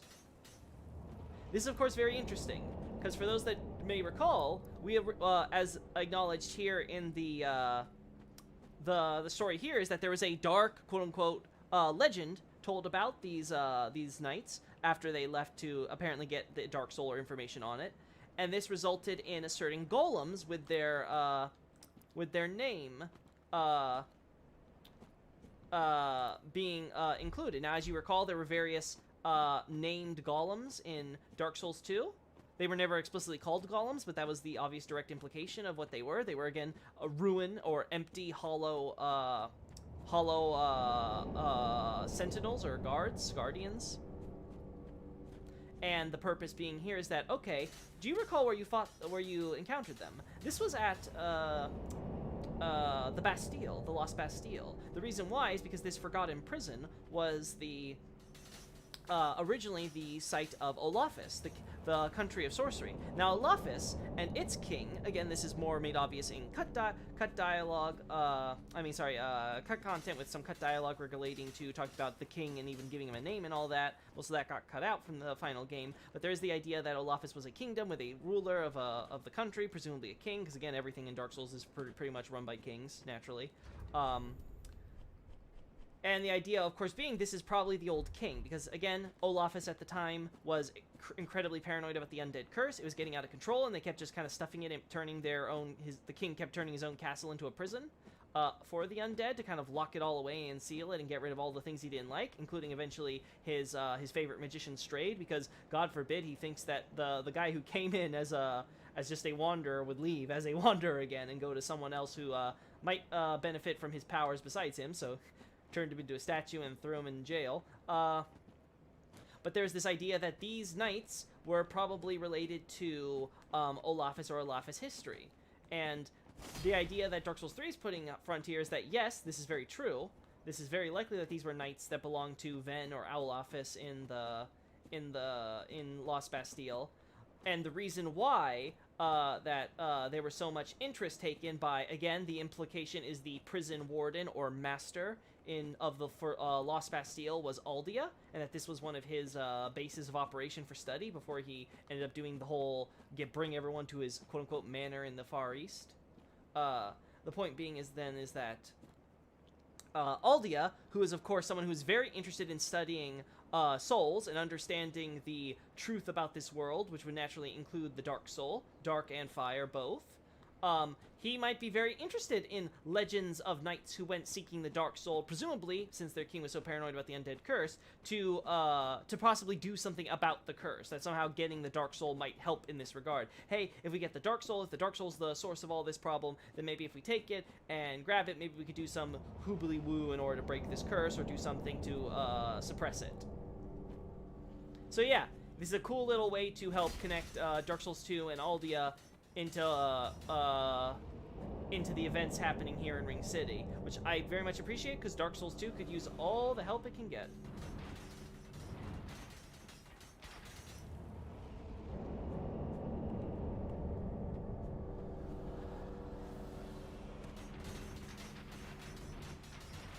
Now we're going to see some skeletons popping up here. I'm going to ignore them.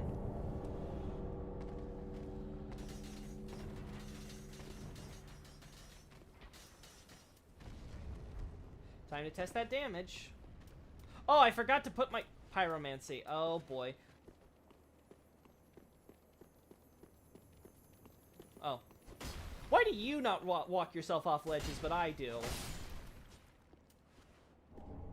I'm calling cheats. We need Elden Ring mechanics in Dark Souls 3, clearly. Yeah. Miyazaki fits Dark Souls 2 into the lore, apart from, yeah. Yeah, Miyazaki does a lot of work to acknowledge both Dark Souls 1 and Dark Souls 2 as best he can. Obviously, the focus is a bit more on Dark Souls 1 than the others, but let's go down here for now. Oh.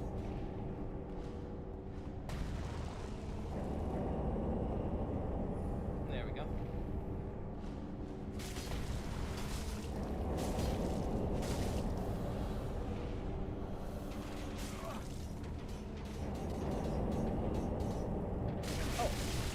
That is so dumb! I gotta refit my Estus too now.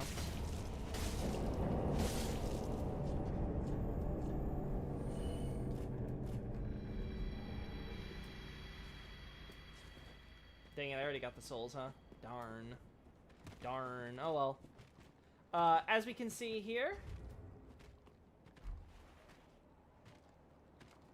these, much like in Undead Settlement, we see how these skeletons have been suffering from the stagnation to some extent and growing the roots and all that. Though this may be less due to stagnation, as we understand, more is due to just the overactive nature of the Dark Soul itself. Because again, these are the kings and they have the largest concentration. As we can see, the bones in their bodies are all blackened with the viscous fluid of the Dark Soul. And we'll get a better look at that, but again, we'll see more on stagnation.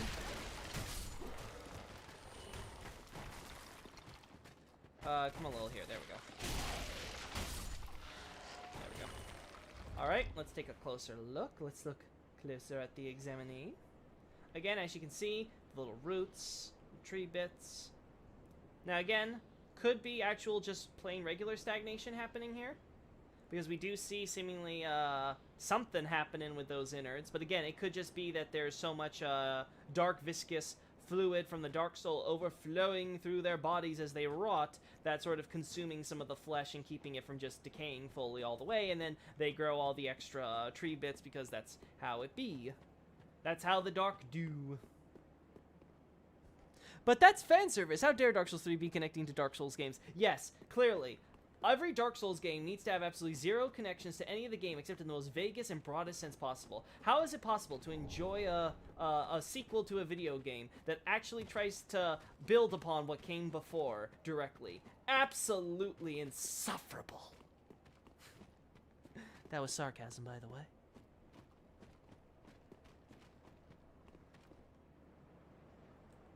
Oh, I see.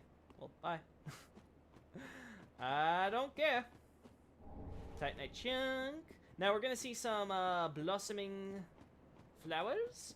Now recall, these blossoming flowers were from Irithyll, and also God, are they not showing up here? Maybe it's the one on the thing there. Or did I already collect them? No, I didn't already collect them. It's possible I'm just blind, so tell me if I'm blind. Let's first get this. We'll talk about you in a second, my friend, with that ember here. Oh, we'll talk about you in a moment. There it is, budding green blossom. So again, that seems to be what these flowers are being used to stand in for. Again, if there's anyone who knows flowers and flower language, it would be cool to see. I don't know how important it is unless I know enough about what these flowers are. And honestly, if you just know what I can identify all these flowers reliably, I'll be happy, because I can look up the Japanese flower language on my own time. But anyway, again, recall this was a place that we would see in Irithyll.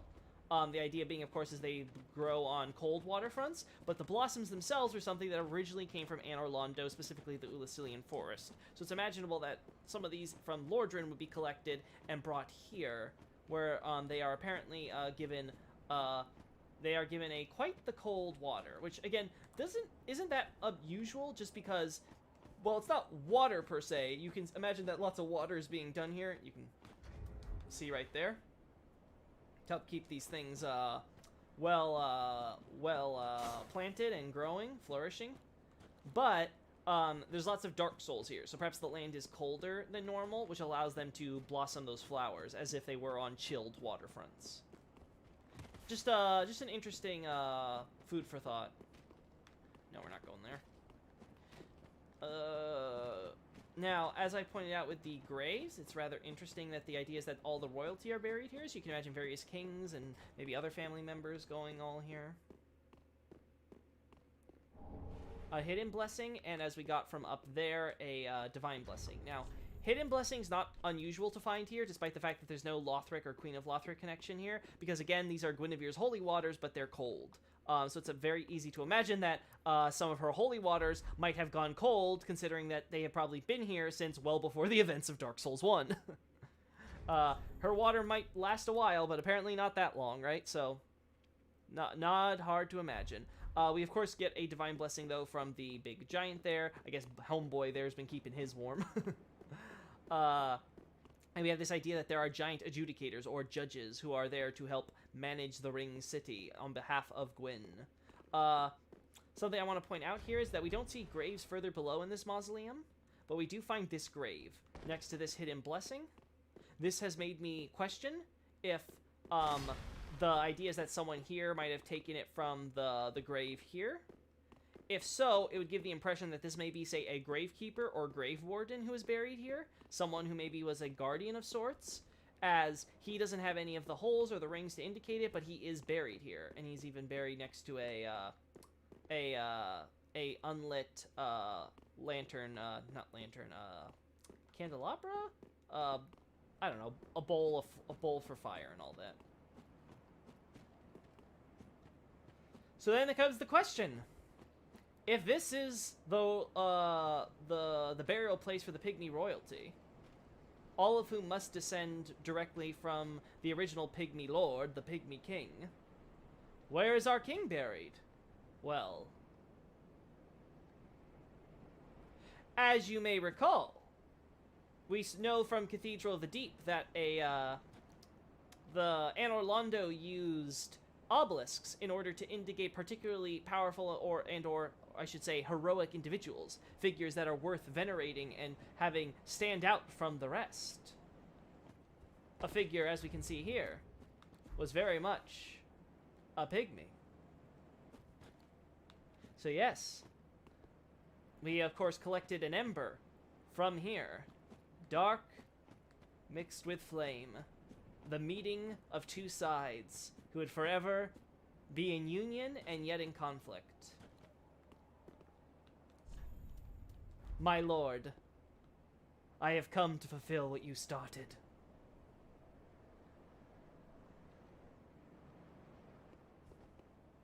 My only king.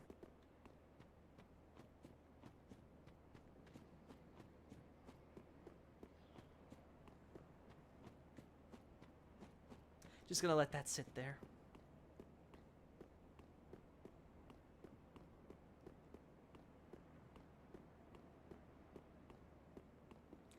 As we can see. Now, we can even spot a good old Midir just chilling out in the corner there, pretending he's not. There's Silver Knight statues. Oh, wait. Forsaken, I speak of thine kind and mine. Yeah, fire doesn't like us Behold both. This city, we are kindred, like two eyes which gaze upon the other. Sure, Fear Locust not Man. the dark, my friend, and let the feast begin. Right. Now, if you'll excuse me, Mr. Thumerian Face, I'm trying to show off how we can see Philionora's church from down there, as well as the spears of the church monument. Again, it's difficult to see from this distance, but you can see on the doors is Gwendolyn's statue from Irithyll, same one. And again, this is the idea is that the Irithyll statue would be based on the similar to the Ulasilian statue, of which they are both based on the statues here in the Ring City. Maybe Gwendolyn had some back in Anor Londo, but we obviously never see any there. Blossoming flower on the front. We'll see more Anor Londo stuff that is being reused as we go inside and things. Midir's had a long day. Let him have his sleep. He's had a long couple of centuries and slash millennia, I think. Our very first lord, exactly. Or rather, the last of the four, you could say. Oh, right, you. Oh, right. So here we have a commoner of the Pygmies. He wears red, which of course we've seen with the Hollow Manservants, and with the what's it called? The Slave Knights. It's possible though that they're just wearing red to represent their allegiance to fire, similar to deacons, the bishops of the cathedral. Notice how they have a seemingly again a copper-derived, I guess I should say, yeah, copper-derived stake, similar to those we see again at the cathedral. The idea being that copper and its products, bronze, brass, etc., have a holy a holy affinity, which isn't that crazy, because keep in mind, Anor Londo loved gold with Ornstein, silver with the Silver Knights, and anything made of copper, like bronze and brass stuff, like say the giant guards and the giant royal guards we see in the Anor Londo as well. And that's not that crazy to imagine, because all copper, silver, and gold all have an extremely high electric conductivity, i.e., it's very easy to imbue the power of lightning into them. So the idea that the gods would start with a quote-unquote Bronze Age after their Stone Age, because of them mastering the power of lightning and wanting to imbue it as easily as possible into the easiest materials, such as, again, copper, isn't that crazy. So it's understandable why copper ends up becoming a holy metal in spiritual circles, going so far as we've talked about in past streams, even pyromancers end up adopting this superstition. Now, this stake seems to be used because they are piercing their the center of their chests. Again, recall the left side of the chest is where we have the roots of hollowing coming from, because that is where our heart is, and the heart is a major center where our soul is. Again, that's where the blood is pumped, and we've talked about how blood is the medium for the soul, so it pumps throughout the body, so that's how the soul gets around and makes our living body, well, alive, instead of just rock. But again, we get this idea that there is a lot of self-hating here. Let's talk to our friend here, because I think he has... Oh! No, you're up here. I'm like, there's no way you're gone. There's no way you pulled a Batman on me. Wayfaring knight. Alright, this is on Alva. An endless, forbidden search. He's Only looking. the abyss granted closure, if not reunion with his beloved. Fear not the dark, my friend, and let the feast begin. So there's this idea that Alva never did find his beloved Zully. Not Zuli, the less cool Zuli. So poor Zully and Alva were never reunited. Alva ends up, of course, dead, and his soul ends up being consumed by the Abyss, which again makes sense, because as we can see with the Dreadkeep, the Abyss is getting stronger and stronger and spreading, much like kind of like what we see with the Manus' Abyss in Dark Souls 2, it's sort of spreading underground and stuff, but this is obviously much more advanced compared to that. Because, as we see with the Dreadkeep, and even here, there's this idea that as the fire is fading, the dark is getting stronger and stronger, and so besides stuff like the Pus of Man happening with the Dark Sign and all that, we're also just seeing the Abyss spreading more. And all the souls that are being consumed are having sort of a Demon Souls effect, where we're seeing them come back as invading spirits. But instead of them invading properly with a red eye orb, it's more like they are their souls in the Abyss are being sort of brought back to life, kind of like demon souls, where they're kind of projected into that spirit form. Kind of an interesting concept how we go back to like almost demon souls level of lore here at the very end. Many of us are by the fire. I speak behold. Yeah. But the point again is that he doesn't get to meet Zully, and we will see him coming back as that dark spirit that we mentioned earlier as things progress.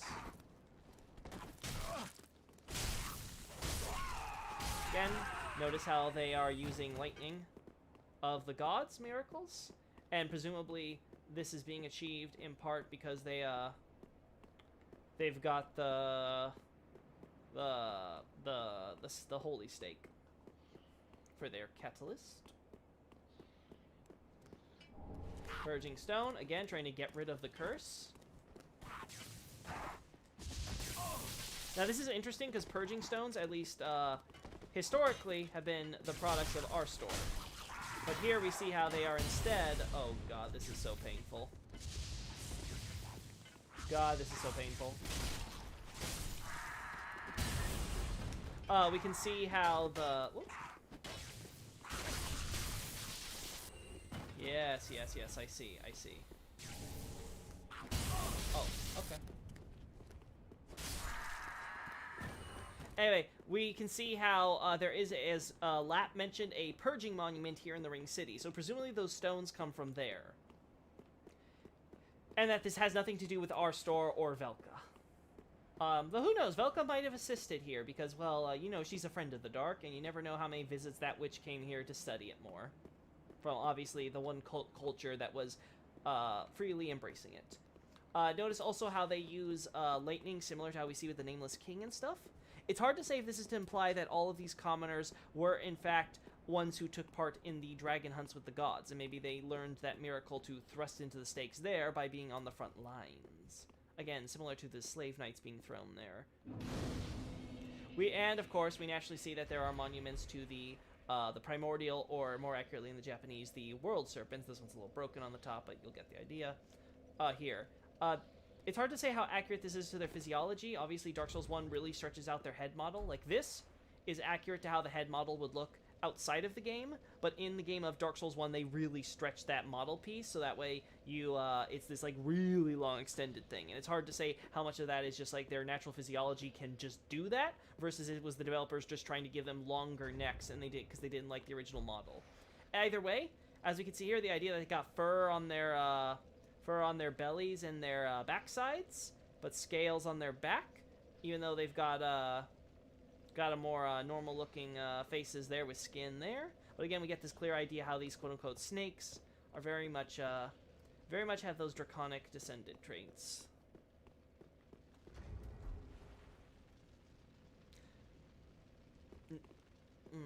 And again, no depiction of an angel, because the idea is they aren't servants of God. This is for Koth and his brethren who weren't filthy stinking traitors like Frampt.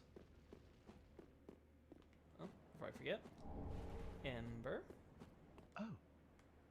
Well, fancy meeting you here. There's your purging monument A right true there. Blessing. Right over But there. We should seek the same place and find ourselves standing here together.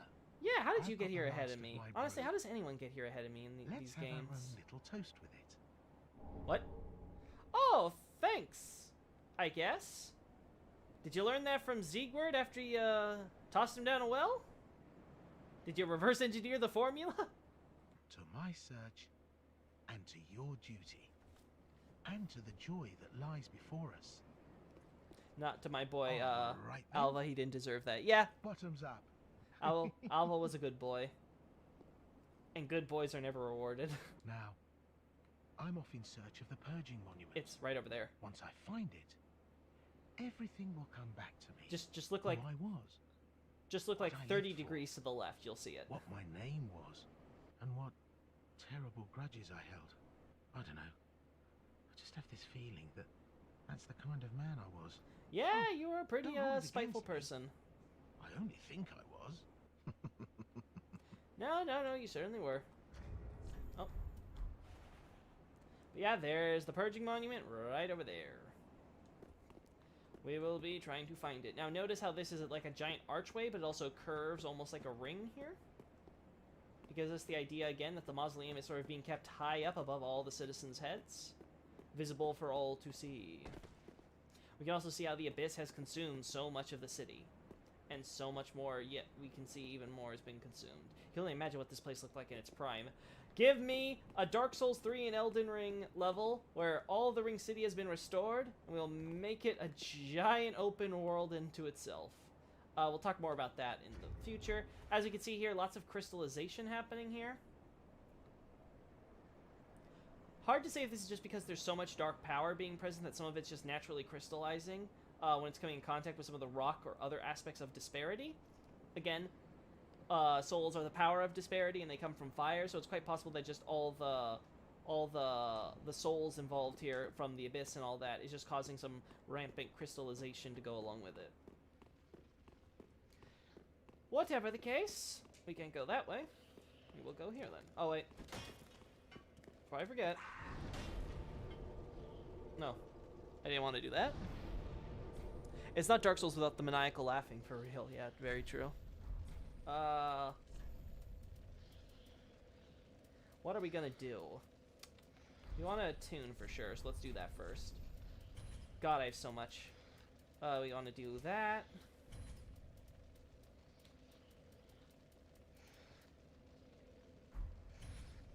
Yeah, just in case we want to ever, just mind control a boy. In case I want an easy kill. And then we'll do the stealth stuff just in case, yeah. Yeah, so we'll do our normal setup and cast light, because why not? I need one more and I can add like Oral Decoy, but I'm not really focused on that right now. Again, still trying to, just keep on with the...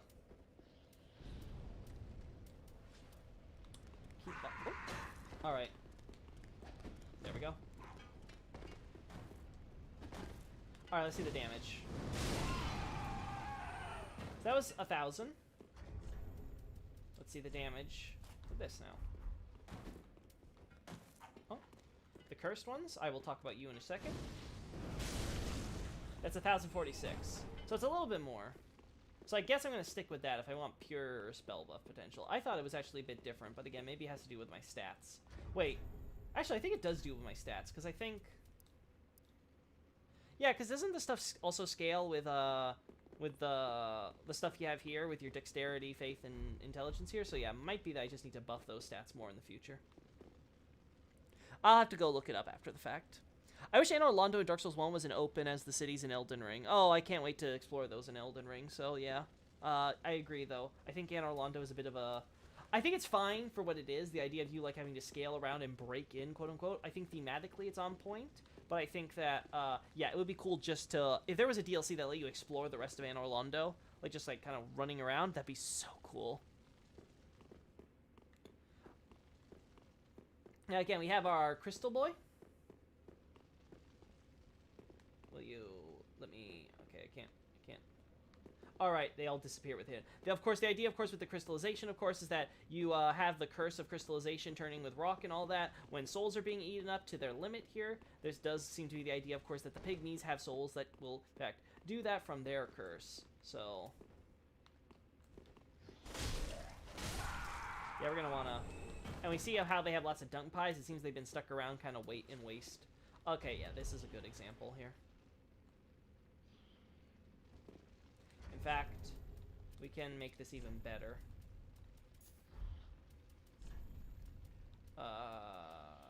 Lingering. So we can maximize our time.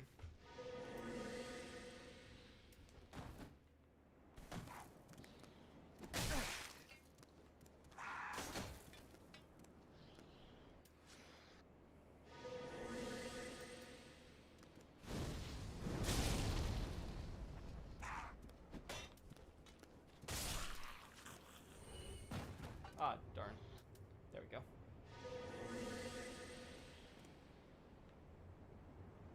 Oh, no. There we go. As we can see, how the, this sort of, dark crystal, dark, petrification is occurring here to us and those around us, because again, the dark that's emanating from this dude is causing, to come to us and devour our soul until there's nothing left. So we see, again, similar petrification. It's actually funny how much petrification in this game is sort of petrification by byproduct rather than directly just that's the type of magic being used, like with the basilisks. It ends up working kind of almost like we're seeing the Dark Souls 2, curse instead here. It's kind of funny.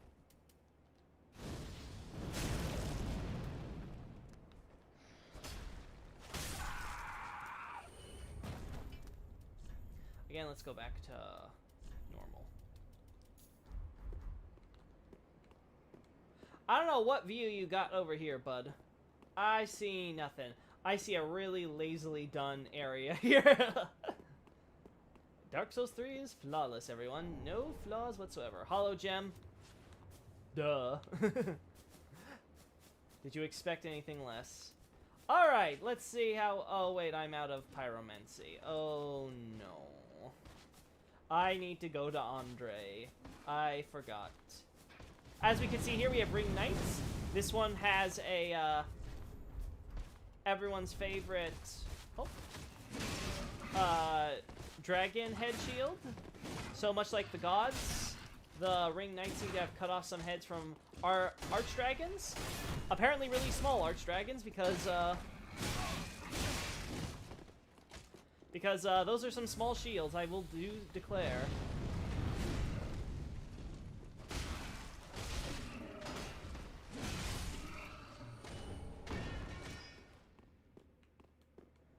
As we can see, they have fire infused into their weapons as well as themselves on their chests, resembling the dark sign. We can also see how there's this idea of you must bear the burden of the ring. Recall again, Gwyn shackled mankind. He shackled the pygmies first, obviously, because that way all man who would be born from the pygmies and then spread out into the wider world would in fact lose their memory, would in fact be all cursed. So again, this was all started fairly early on. with the intention of sort of weakening the Dark, so that way it would not be a threat in the coming age after the dragons were defeated. Dung pies, Titanite chunks. Love the design of the ring knight, so metal. So metal. That's one way to put it. Yeah, we can't go this way. There's nothing down here. That's the... We're just, again, recall, we are standing on top of Shira's housing area here, and we're going around it here. I'm not sure if that's significant in any way, if the idea is that, of course, you have to access the mausoleum through this building, but it does give us the idea that this building is adjoining the mausoleum in at least some sense. Now, as we will see here...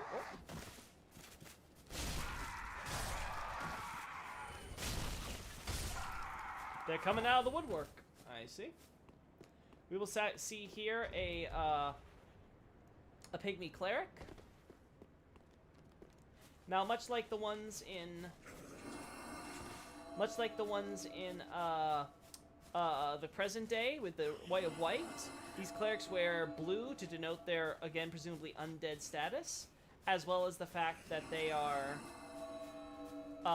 as well as wear a shell on their back in order to help protect against the dark which might come bursting out of their backs in the form of the pus.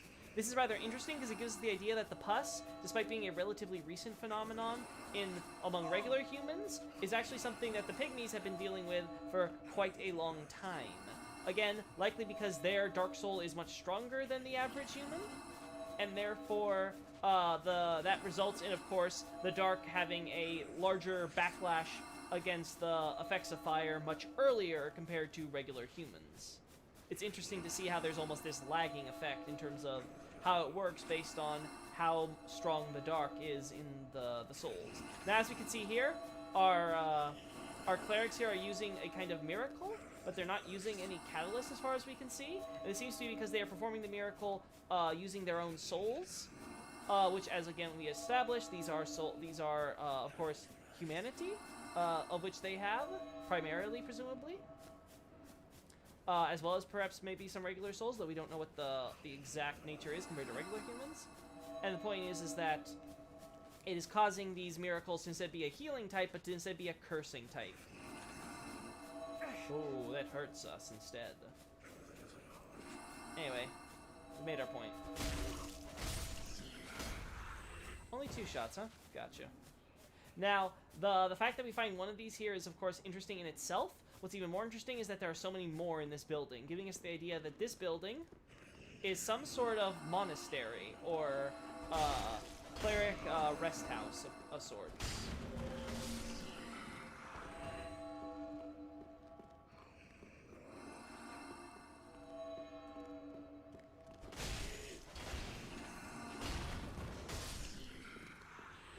Again, notice all the bowls for fire that we see from Cathedral.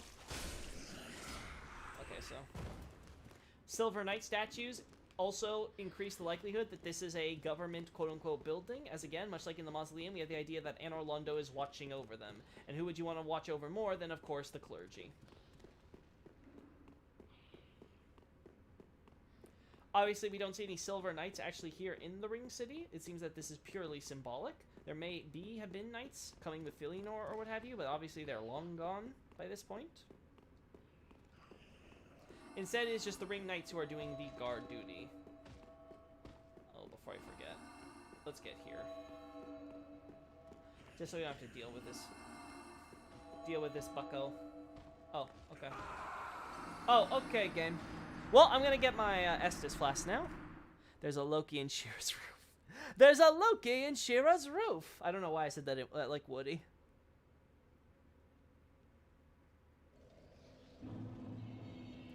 Let us begin.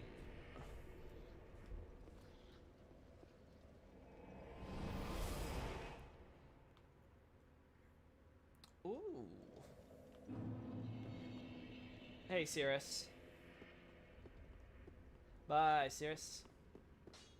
I'm gonna actually... I get the feeling I'm gonna need extra Estus for this one. So we're gonna go with 5. I get the feeling I'm gonna be burning through a lot of these. I meant that without meaning to pun. I punned unintentionally. And depending on how this plays out, I might put the staff back on and deal with the fat rolling, because we're so close to Havel. So close. I can taste it. And then after we buff up our faith to 40, we're gonna start buffing up this vitality. This joke of a vitality stat. Alright, let's see how this plays out.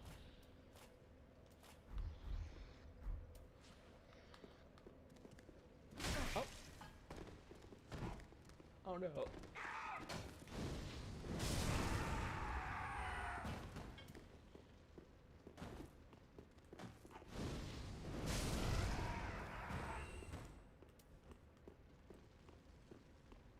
Oh, it feels so good to just have pyromancy. Pyromancy. Unlimited pyromancy.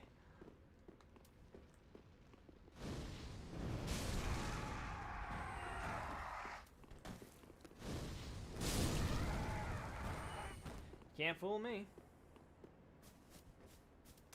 Oh. Need to add this back. And I could stealth around this guy. I don't want to. Oh, yes. Look at that damage.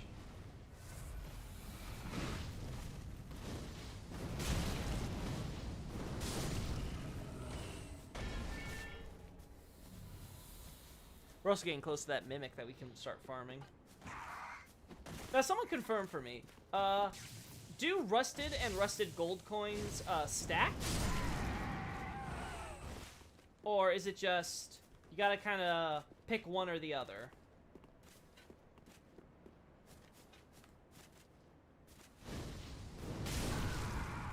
Because I don't want to waste them if it ends up being that it takes us a while to get the mimic head. We only have so many Lloyd's talismans after all. Oh my god. Oh my... You have got to be kidding me. Oh, and you healed too. How lovely.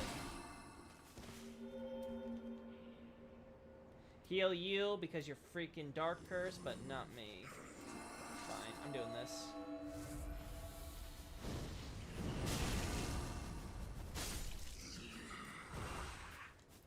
Screw you, bud. There's a lot happening there.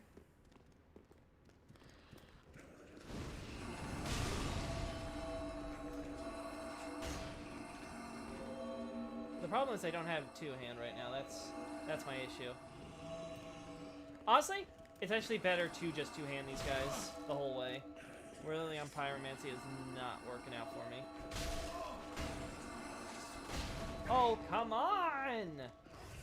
Stop! Oh, yeah, fine. That works for me.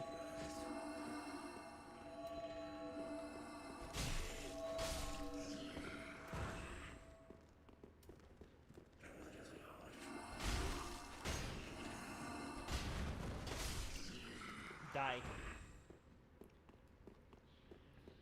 No one doesn't stack with the other. So yeah, they don't stack. Gotcha. Just need that confirmation.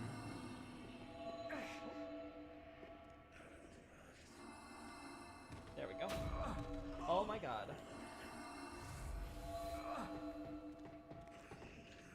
There we go.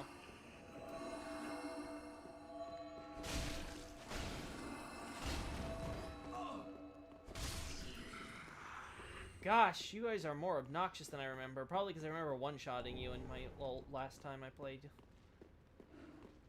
Twinkling. Yeah, there's one more guy that didn't die. Gotta worry about him.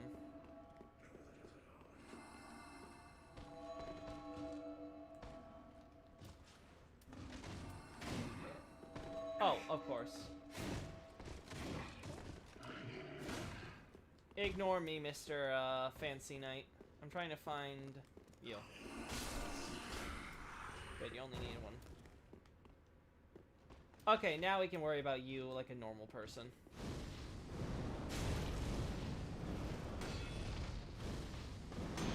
Yeah, sure.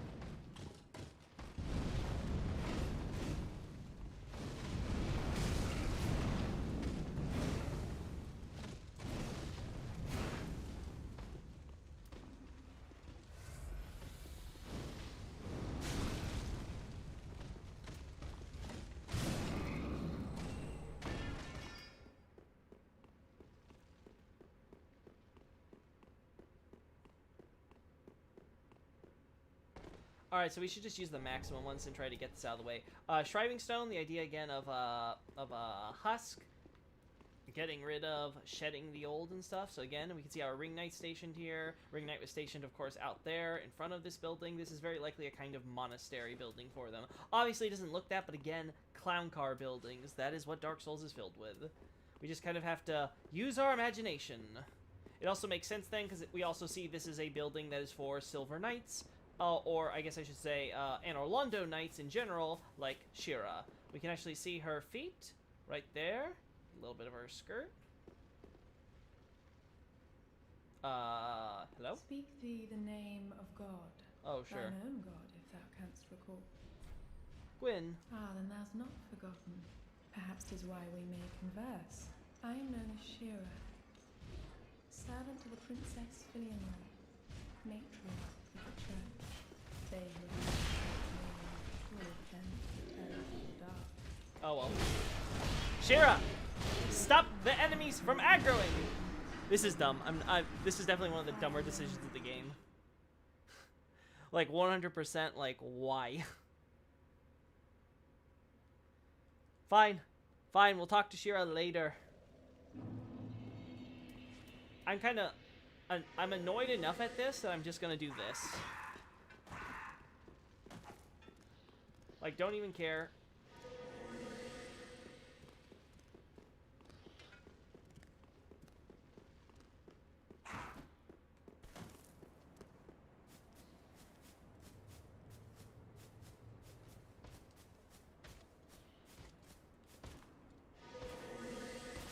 Not even putting on my, my ring. Just gonna stealth on by. Get to the next bonfire, so we never have to worry about this ever again.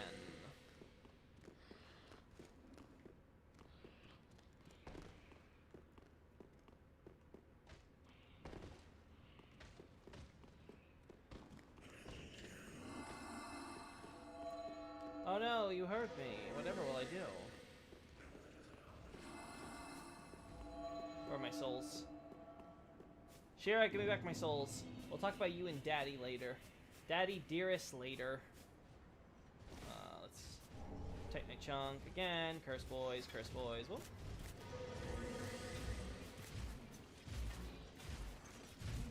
Again, we can do lots of fun shit here, but we're not going to at the moment. Because I am more concerned about living. Moss fruit because, hey, fruity plants. Whoa! So much lore! You guys kill. What? That drop killed me. I should have gone for the plunging. Ree! We can see her feet. Of course we can. Misaki made the game after all. This is so stupid. Tanimura, is that you? Yeah, this is one of those moments. It's like, hey, can you like create a little bubble here so that way they will not attack while we're talking or whatever. Like really, really dumb.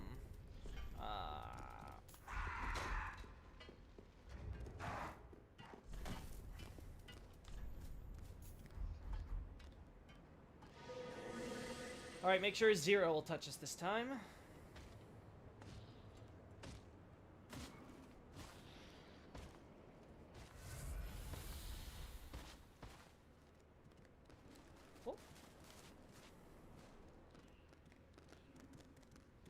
Bunch of turtles everywhere. Bunch of quick turtles, too.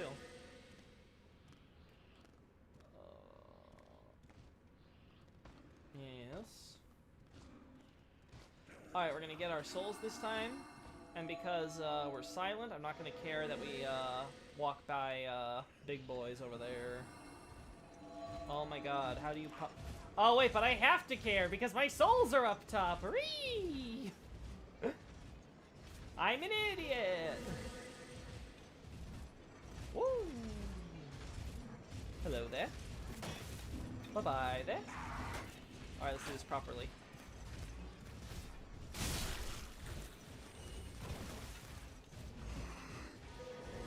And that's how you survive a fall, everyone. Smile. Where's the item? Yeah. More moss fruit because, again, plants. There's wildlife and vegetation growing here. The gods have their full influence. As we can see, the Herald Legion, who have been consumed by the Abyss, are naturally rising from the Abyss, but instead of it just being a small pool now, it is a big pool. Hey boy, who's positioned here just so we can do a plunging attack from up there. I will do that later. Now, White Preacher head.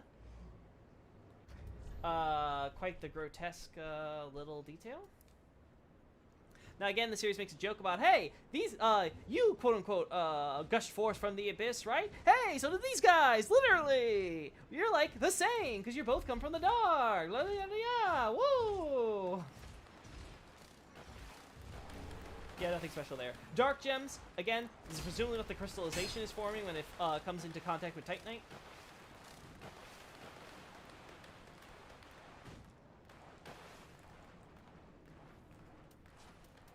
Now these guys have a wax fluid they can eject from their butts, similar to the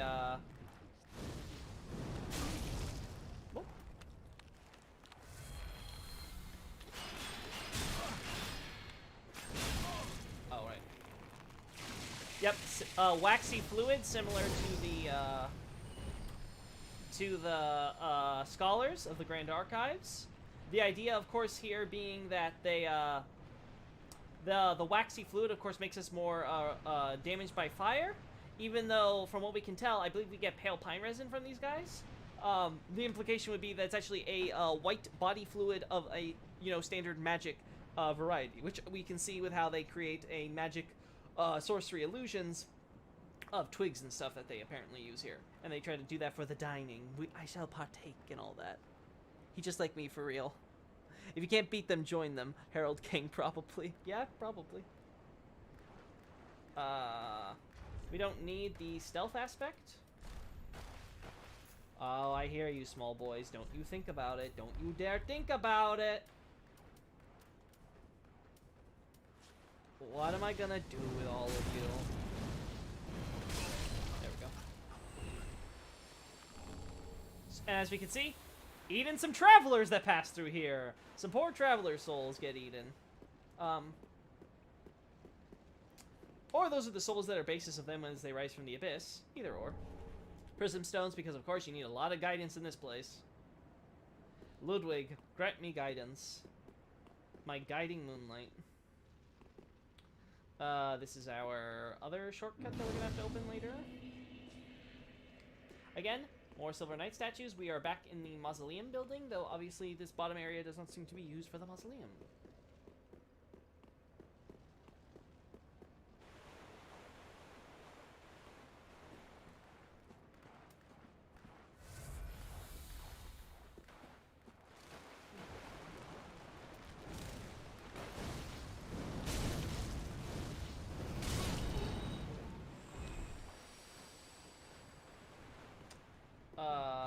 I do not want to deal with you, so we're gonna do that.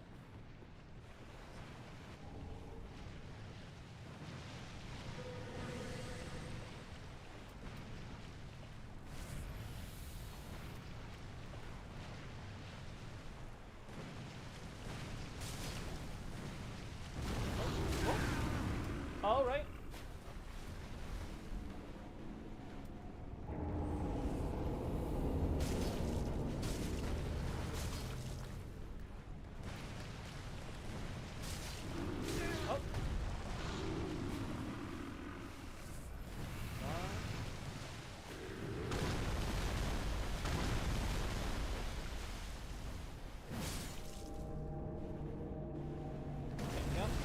Now this boy we can see here summons Zully.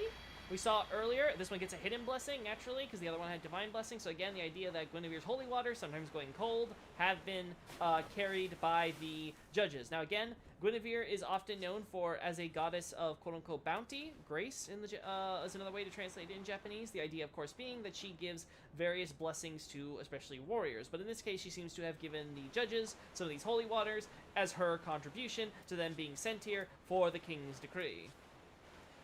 Whether this king refers to the firstborn or to Gwyn himself, you can, at least from where I stand, interpret either way. But again, maybe that opinion will change as we kind of, as I do like a thesis, commit stuff to writing, and really kind of drill down on the timeline of these of these events. So, She lived in fear. This is Arena. of the dark, of the things that gnawed. It at feels your like flesh, home. and yet I see what you did there. the abyss hath yet to produce any such creature. Fear not the dark, my friend, and let the feast begin.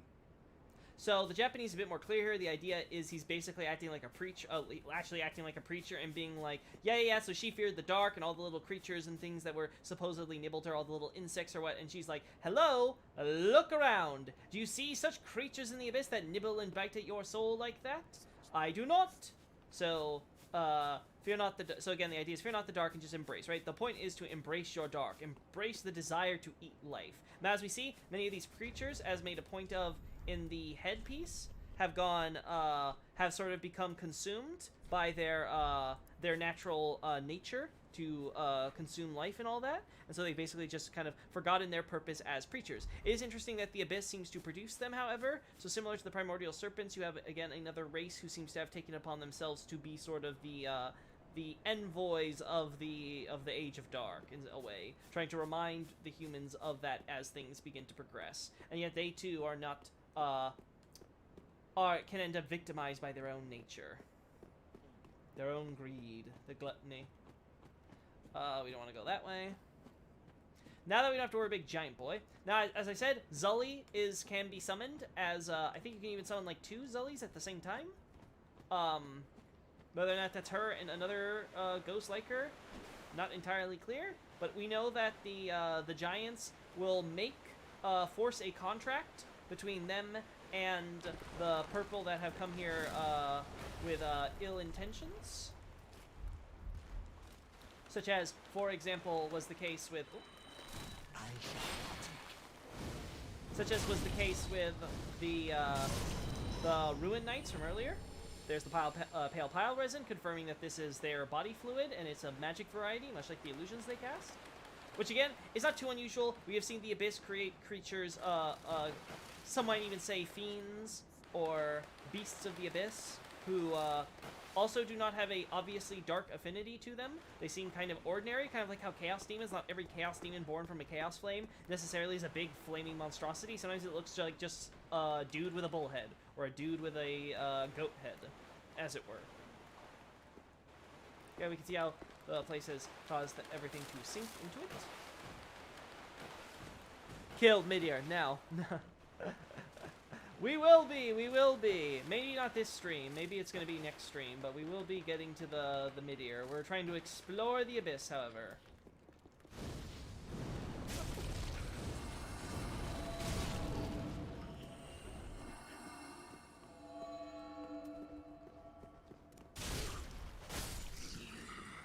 Die. We're getting close to a level up, which is what I want to see. Yeah, run away, you little minis. You mini ads. Oh.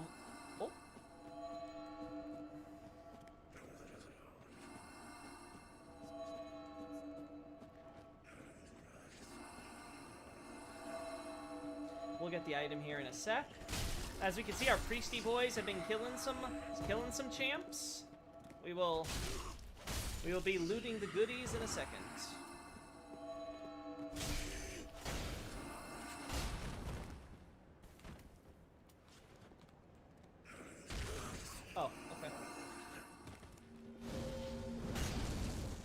Oh, okay. Man, that really is armored, huh? Whatever. You dead now. Now I have to take down the Berserker armor again, indeed. Yeah, we're back at Priest area, which again I will explain shortly the importance. Titanite chunk. Nothing to say there. And a white birch bow. Now, of course, fans of Demon Souls will recall this bow and how it was associated with Ulan from the Shrine of Storms. Ulan being the inspiration for the name of Ulasil.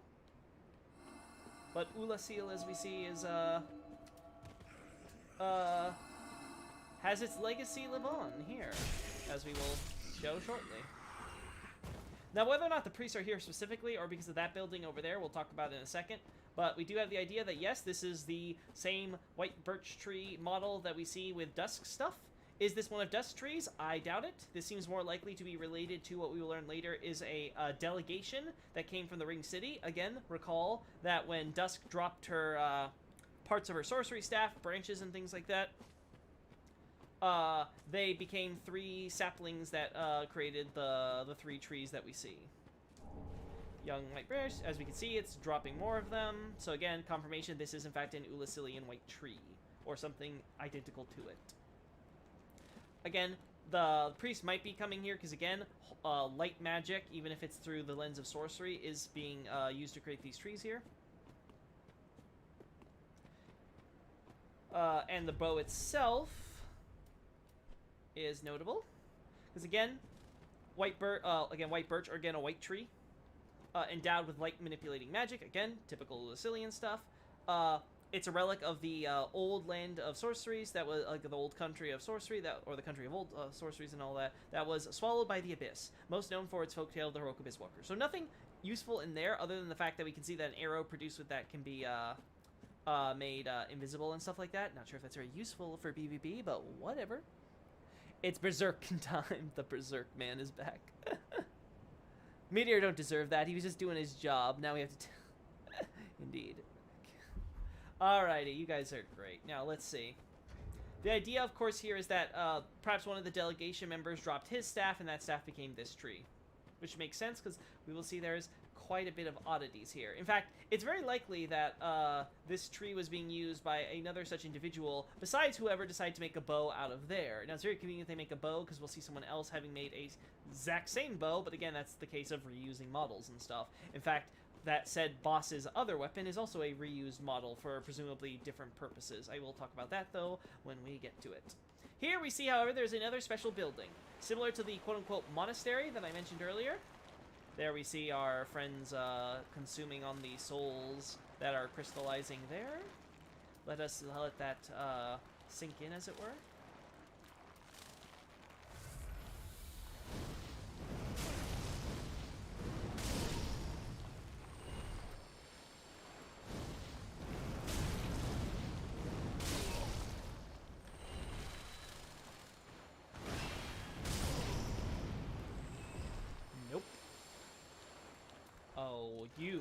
You, I can see being a thorn in my side. Side. There we go. A thorn in my side. Pale pine resin.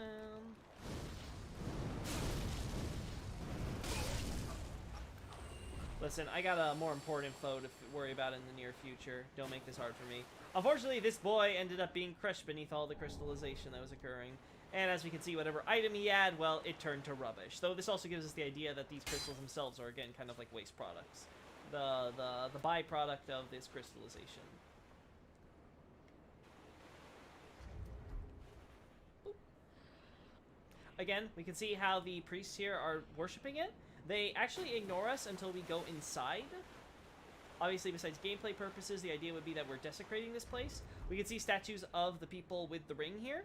It's possible that much like Shira's building, this is a, this entire thing is supposed to be a kind of residence or resting place for some Anor Londo residents. The gods.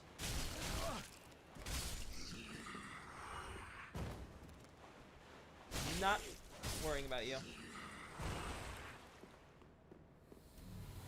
Ooh, we got a second Ashen Estus Flask. That's what I need. Also, confirmation. Ashen Estus is in fact just random, right? I mean, sorry, the Estus restore mechanic, right? It's not like Elden Ring. There's no, like, logic to it. Because I know Elden Ring, it's like deal with a group of enemies and you get it, but, like, I'm pretty sure it's just random in this game. Maybe Illusory Wall could do a vid on that if he hasn't already. So as we can see, character keeled over as if almost in prayer or in something akin to that, and we get the Church Guardianship. Again, this is, if we recall in Dark Souls 1, the painting guardians used throwing knives. This seems to be the same idea, except it's made using using illusory blades made from magic and stuff. Seemingly from sorcery variety, given the color, which makes sense because, again, as we associate before, the Painted Guardians were essentially Gwendolyn's underlings in effect, much like the Dark Moon Knights. Yeah, I'm pretty sure it's randomized. Yeah, it makes sense. And the idea, of course, is that this seems to... You can argue maybe it's a retcon, or there's some mitigating factors to explain why only normal throwing knives are being used by the undead Painting Guardians in the protecting the painting. But suffice to say, the point is we can see how they're still using throwing knives, but these are in the shape of their actual blades that they use. Now, this is, of course, extremely notable because Gwendolyn has his influence here, so we're seeing the idea that some of the Painting Guardians from Anor Londo were sent here, again, because this is before Gwendolyn had Dark Moon Knights. The Dark Moon Knights didn't arise until after Kieran's Lord Blades disbanded, because, again, they had the exact same purpose. It would completely be redundant to have the Dark Moon Blades at that point. But once Kieran exited the scene and the Lord's Blades collapsed after the loss of the Firstborn, among other things, after the events of the Yggdrasil DLC, that's when Gwendolyn, of course, starts recruiting the undead that are coming directly to Anor Londo as part of the undead Burg system that he set up with Frampt, and that results in him recruiting some of those undead who aren't fulfilling the trials to just be Dark Moon Knights. So again, before that, all he had was the Painting Guardians, who again, obviously show him due respect and obedience and reverence because he is the son of Priscilla, who they so venerate.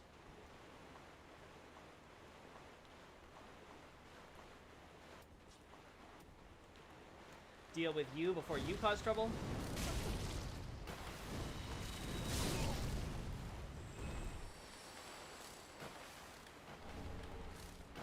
Now, I don't think I've got a shot of this, so I will get it just in case.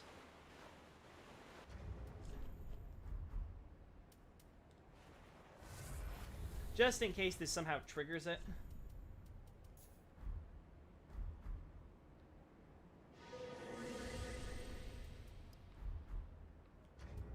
As we can see over there, the Dragon Slayer armor from Lothric is, of course, here. Naturally, again, the Abyss is bringing all sorts of things all throughout, as we can see. Even these Herald Knights who are being hollowed out and are soon going to have the Abyss filling them. And surging them back to life, as it were. This Dragon Slayer armor seems to be animated by the Abyss. With the whatever souls are left. I mean, honestly, let's think about this. You have the soul of the owner being left here, like in little bits and scraps, which the Pilgrim Butterflies take over, and then we kill that and take those souls. And then, somehow, there's still just enough more left for it to remember all its fighting techniques and all that stuff, if it's animated by the Dark again. Like, amazing. I can't get a shot. I guess I'm just gonna ask someone who can go in the game files. I could just, like, freeze our boy here in place. Oh, he's like, oh, there you are. Yeah, just ignore me, mate. While I get my stuff back on.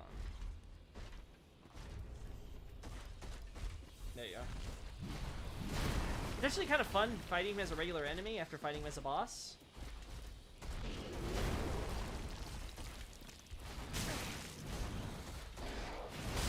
Having slow rolling, though, is not a fun way to fight him.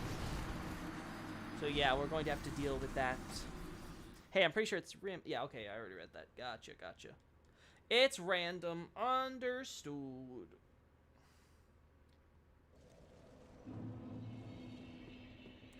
Yeah, I'm thinking Midier's gonna be next time.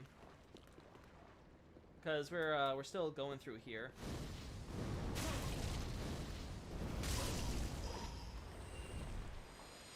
We still got more of the city back there to worry about.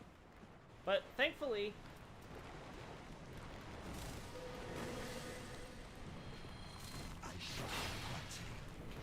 Oh, shit.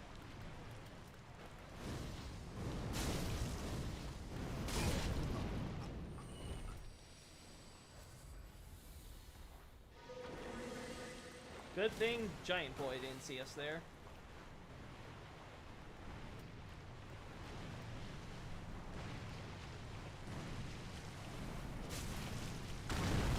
Oh, that was a little too early. I thought it was going to be the big slam.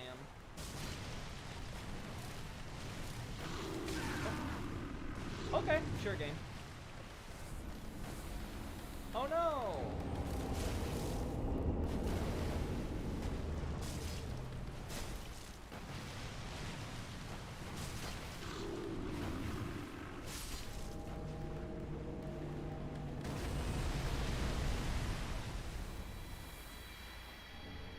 Chunk. There we go. Let's go straight for the items room. No, we don't want to go there with our white face boy. Yes, yes, yes. I see you. I see you. I see the mother hen also leading her little chicks. Oh, come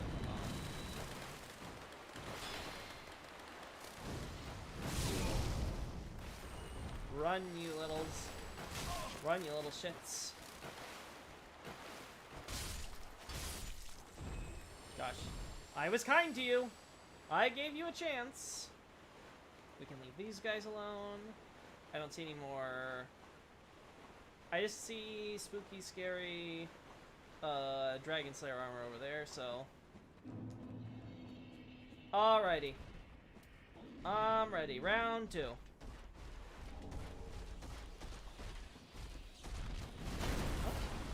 God, I have to get...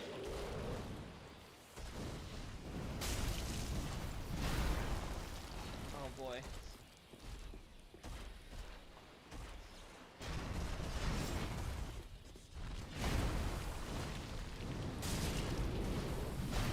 Well, don't worry. It's a handicap. I'm personally doing this for your sake, Dragon Slayer armor. I mean, you don't want to lose to me twice now. Of course, I gotta. Of course, I've gotta, you know, make sure that you deal with my fat rolling. Otherwise, it'd be way too easy. Yes, yes. That's why.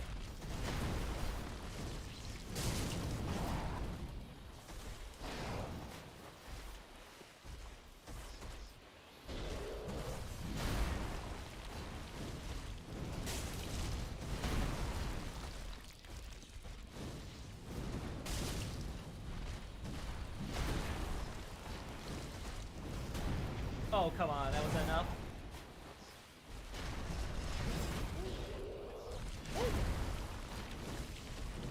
Oh, come on! He's now blocking. He remembered how he can block. Woo! Plenty of souls! Give me those souls! And we got his armor! Yeah! Okay, boss fight done. Ever since the Abyss, he's been real mad. Dude's so angry he wants a revenge. Truly a Berkman moment. He's going berserk, literally right from the get-go. Miyazaki planned everything. This is actually the ending of Berserk. Yeah, we don't have to worry about Miyamura dying or whatever. I forget what his name is. No, it's Miura, isn't it? Yeah, it's Miura.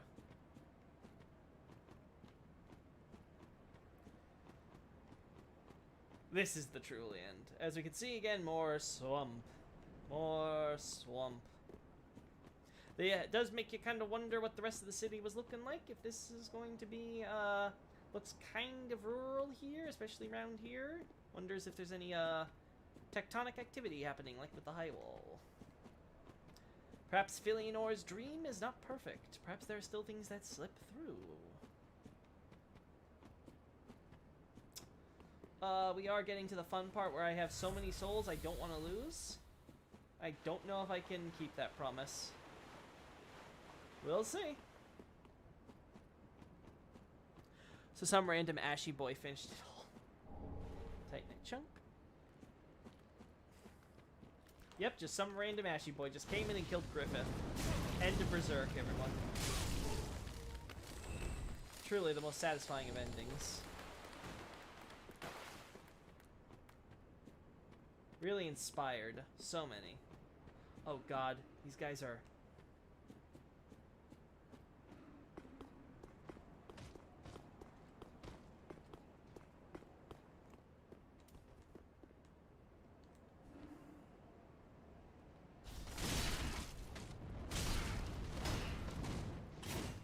Oh my god, did another one... Ow.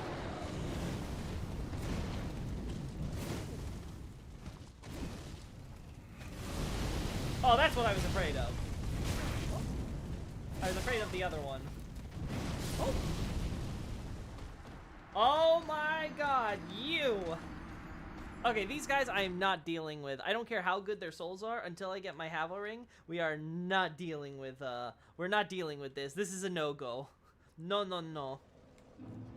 In fact, just to be super extra safe, we're gonna put on a Ring of Sacrifice. We're gonna take this off. And we are going to put on the Slumbering so we can get through here without being seen. Actually, no, we want to put this on until we can finish through, because again, we got to go through Giant Boy.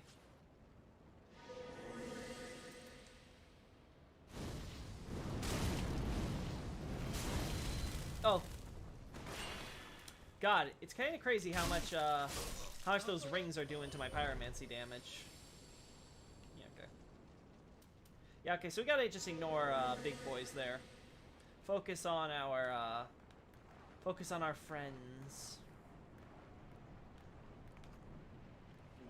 Well, thankfully, he doesn't care about us as long as we get over to that building. Now, again, we see another building with tons of Ring Knights coming out of it. It's possible that this building is their barracks, as it were, similar to what we see with Lothric and having a soldier's barracks. Yeah, I know. Rough, buddy. Rough to be a weary warrior in this place, huh? I completely get you being completely exhausted. I would, too. This area is brutal.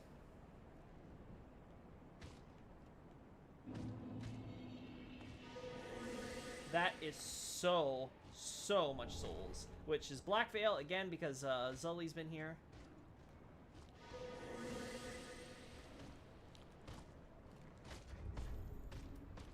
We're gonna keep that.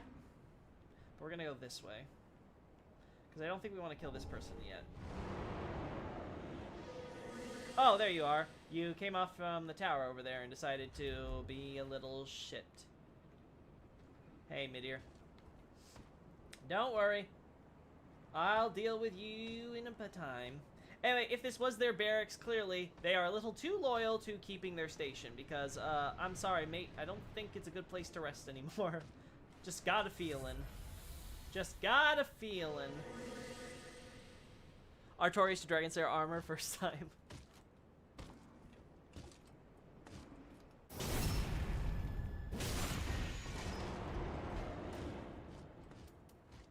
He's like, what was that? Must have been the wind. The wind just stabbed me right through the frickin' gut gullet. Oh. Oh, okay, game. Oh, right.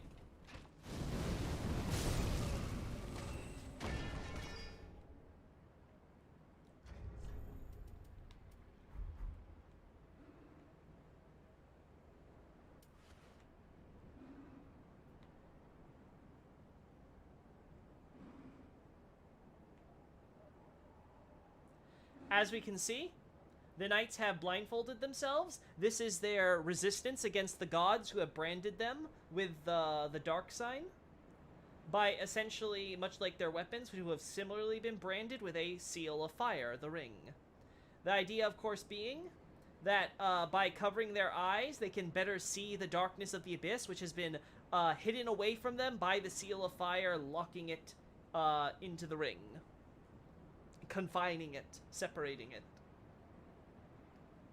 And so that is their meager resistance to the gods, who they otherwise must essentially act as stooges for, because their masters are so loyal.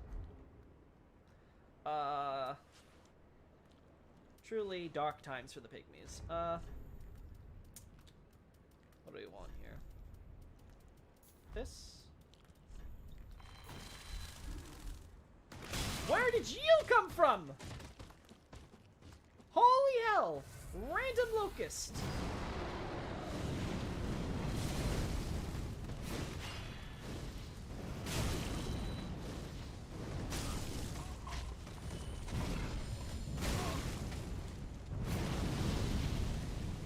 Okay.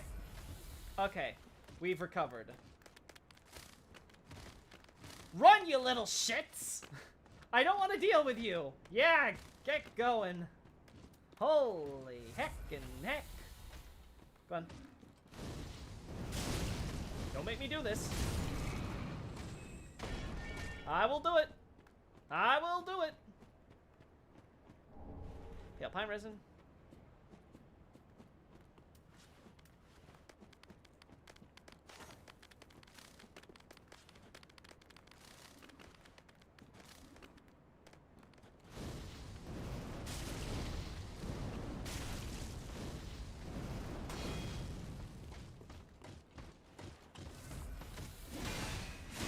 I almost, whoop. As we can see, the dragon heads are not necessarily dead. Since, again, dragons are, everlasting, quote-unquote. They do not perish as they age, allowing them to be immortal. And they have quite vitality even after, their demise. Now, why this doesn't happen to the Zergan zombies? Oh. I guess they're just not so fortunate. But it does again show that gotta be careful with killing a dragon.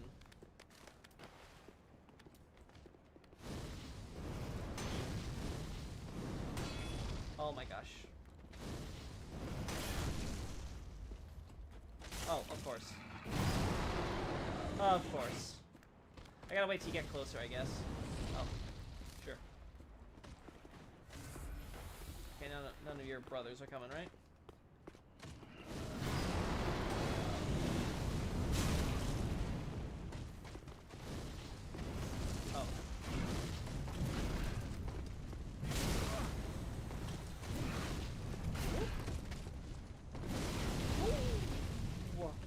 That's kind of spoopy.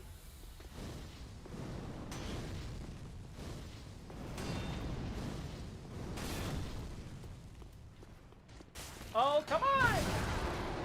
Come on, let me have it! Let me have it! Just one. I'm almost at the shortcut. Come on.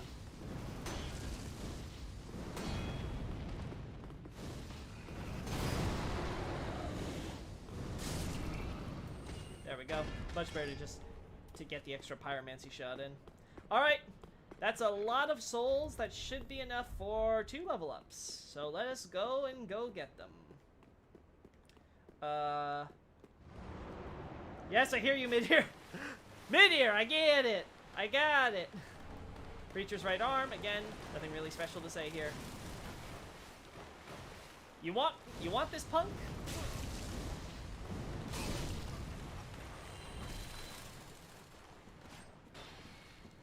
Oh, whoopsie. I was actually supposed to stay up there. I forgot. Alright. No! You spotted me! This could be bad!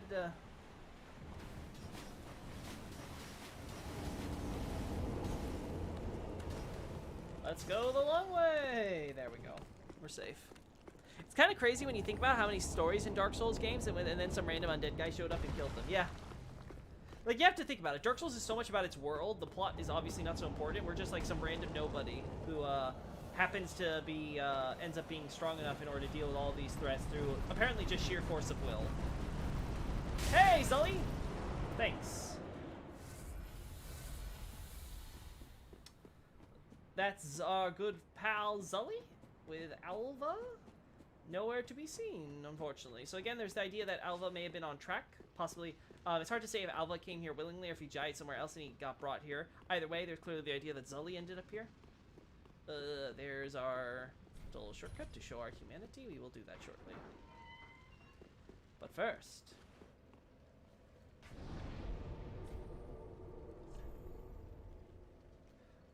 we're going to Firelink. Alright, it is time we go back to Shira. Because we're going to go through the city area and try to deal with the threats there.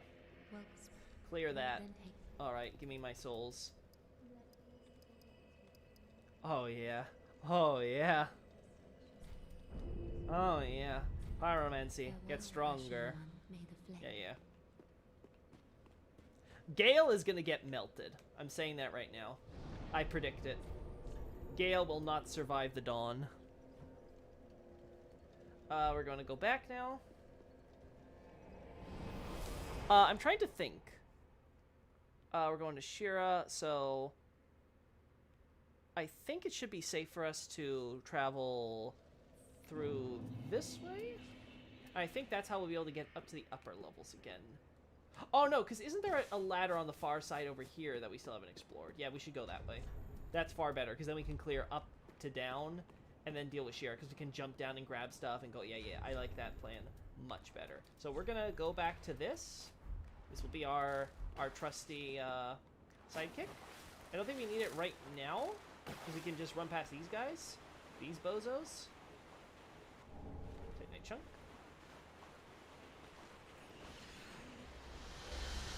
Some of them having white rings of light from Lloyd, because again, the Way of White has been established. The Way of White has been established at this point in the world of man. It was established, in fact, for this very purpose of the Undead Curse coming to be. As Abyssal Archive will go into more detail about, the gods had a dilemma on their hands, where originally, of course, they all had their different cults to individual gods, with their different priests or holy women in the case of Guinevere. And that was all well and good, but then, of course, the Undead Curse happened. They didn't know what was going on. They were trying to figure it out. And meanwhile, they're locked down in Orlando, while outside in the world of man, there's all these humans who don't know what the whole Undead Curse thing is, going crazy, and a bunch of latent dark worshippers who, yeah, their faith and their memories of everything has still been twisted and everything by the gods and the long-time manipulation and all that. But they're still dark worshippers who see this as their chance for their age of men to rise and to overthrow those gods, being the pagans that they are. Now, the problem with their the gods in a situation where they need to unite. But in the end, learned his knowledge was wanting. Orbeck? The world began without knowledge, and without knowledge will it end. Does not this ring clear and true? Fear not the dark, my friend, and let the feast begin. So again, the point of Orbeck has an obsession with knowledge, and the preacher's response to that is, why are you so obsessed with knowledge? There was no knowledge when the world began. Obviously, no one knew anything about the world, and there will be none at the end. Everything will simply be consumed into oblivion. One poor girl slew her own kin, but even so was embraced, enveloped by the abyss. This is Cirrus. That neither moon nor sunless sky afforded her before. So neither Gwyndolin nor Irithyll, my friend, and let the feast. So neither Gwyndolin nor Irithyll gave Cirrus the peace that she finally has in the Abyss, because again, Cirrus was bound by duty, even if that meant suffering for herself personally. There was always the idea there was a higher calling she had to, I'm not caring about that, to concern yourself with. Notice this. This looks like another coffin that has been laid here. This, of course, brings the question of who gets a coffin here in the nowhere when the royalty are buried up there.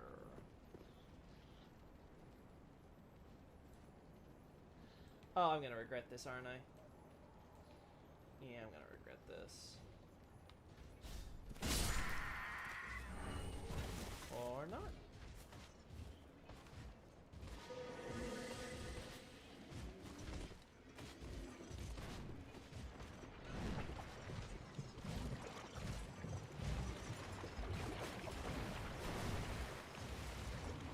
Those guys are like, I hear something. That's strange. Don't worry, just ignore it. Just keep doing your patrol. All right.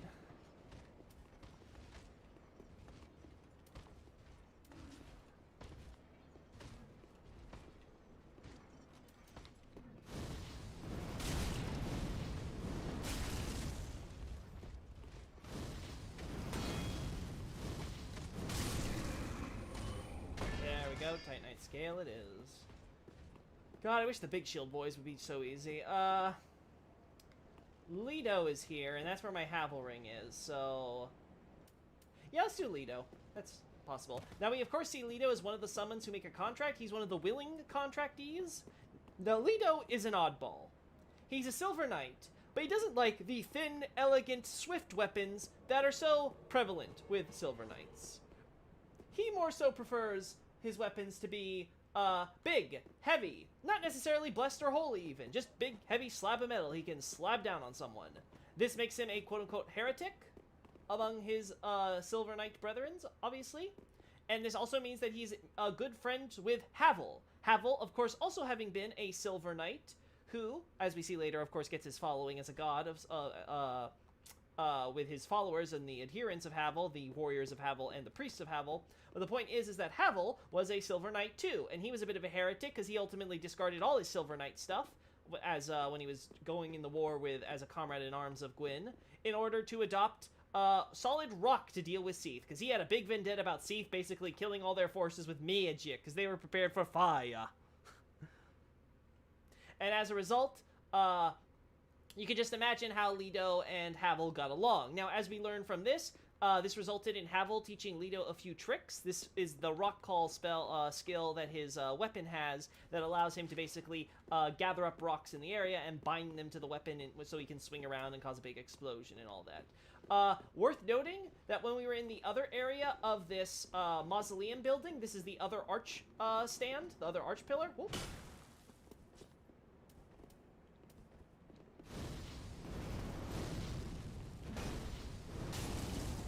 But unlike, oh, I'm...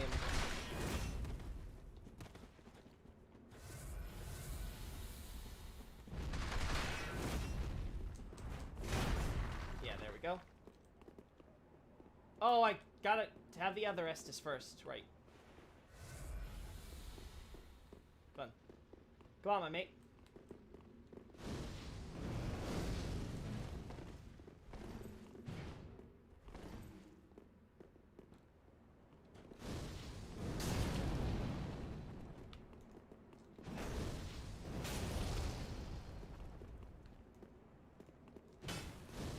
Oh, that might have saved you, I would argue, but... Boom. There we go, and Leto is down. But the idea, of course, being that Leto seems to have gone wandering around to the remote regions, which, of course, the Ring City is at the end of the world, so naturally that'd be pretty darn remote. His exact motives are not exactly obvious, though it could just be that he was going around trying to find forces that were troubling the gods outside of Anor Londo. Yeah, he goes across the remote parts. And obviously, he eventually comes to the Ring City, where we see he also becomes friends with the Giants. So again, Giants, big, heavy, naturally, also loyal servants of Anor Londo.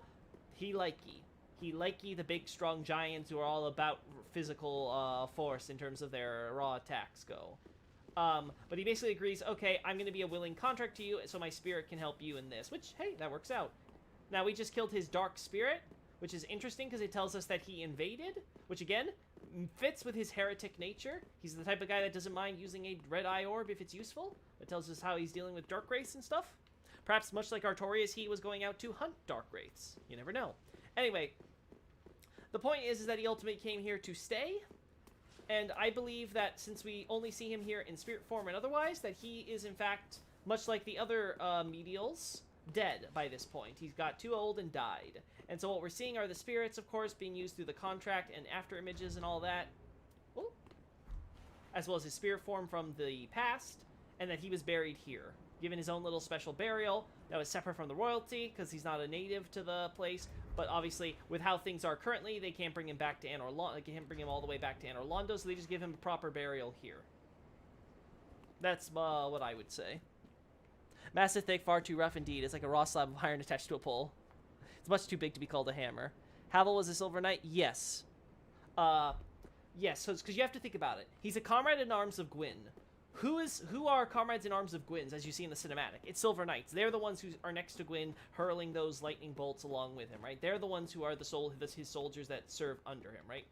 The Silver Knights are the standard Lothric army. So the idea is, of course, that naturally, of course, Havel, if he's serving as Gwyn's comrade in arms and stuff, of course he's going to be one of the Silver Knights and all that. Again, and that's why, again, we see how he bonds here with Leto, because, again, both of them are heretical Silver Knights, essentially. They don't follow the orthodoxy expected of a Silver Knight. Again, the smooth, elegant silver armor with smooth, equally elegant, swift weapons.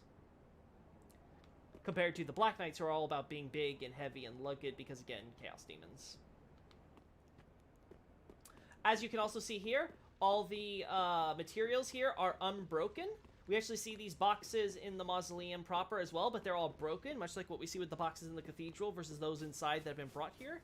it is interesting to the idea that there's probably been something similar done here at the mausoleum that has been done at the cathedral in order to try to maybe cleanse or try to end the undead curse, or at least mitigate it for the pygmy royalty. As you can see, this little wing obviously never had its supplies used because it's a little isolated. I think it's safe for us to go down now. Oh. Oh, okay. Where's my ring? Where's my Havel ring? Where's my baby? There you are. Ah! I missed you! Alright, I no longer care for Chloranthy. Until I get my vitality up, this is my new best friend. Oh, yeah! Now we got, when Faith's done, we're going into Vitality. And we're gonna do it so at the very least I can use Havel's ring with my armor and the staff, so that way I can get my souls. And then as we grab us more souls and gather more stuff, we shall slowly but surely get to the point where we can use, what's it called? Jasfina's ring, the Ring of Favor, and then finally no ring whatsoever. But that requires like 50 vitality. I forget what my vitality number was, honestly, before I lost my data. It was like 50 or 60 or something. It was pretty damn high, I will say that. I am curious if this is the same NPC or if it's just a different ones that are being spawned in different places at the same time. Kind of curious. Alright, so we got this way. We've gone this way.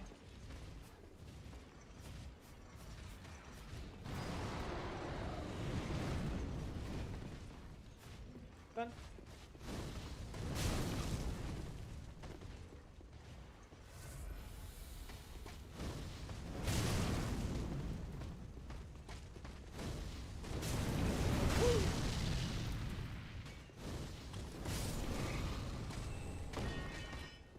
There you go. Friendship ended with Chloranthy. Now Havel is my best friend. Exactly. I'm just pulling a Lido. Now this isn't the jumping spot we want. It's over there. It's down there. But we don't want to go down there yet. We want to deal with the boys up here.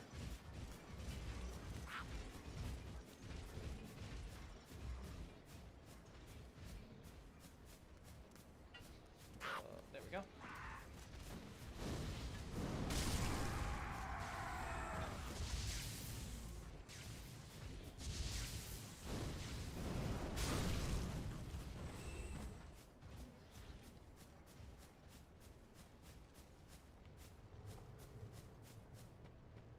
There's our buddy Lap.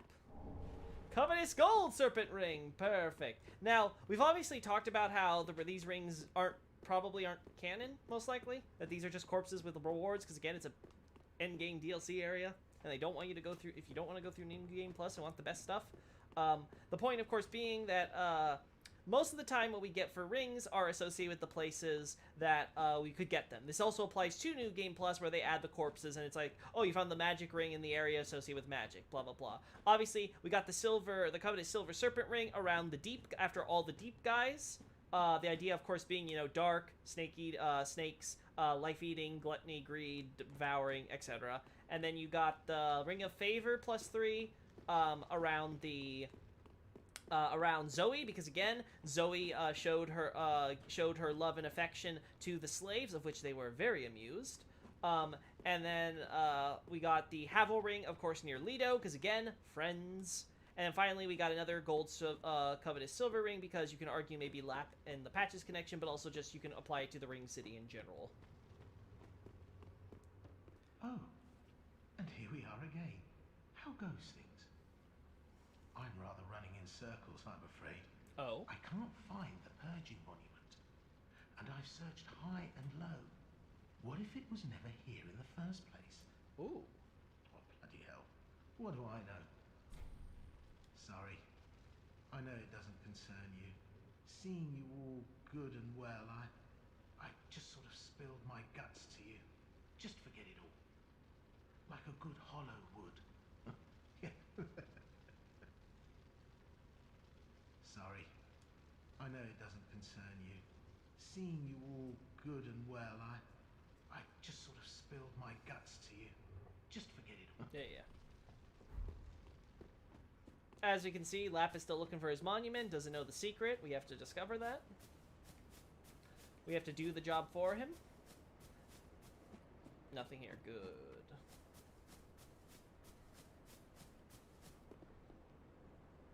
Oh, there's so much stuff to handle. It's all the cursed stuff down here.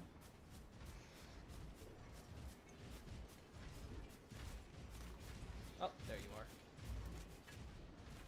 Oh, right.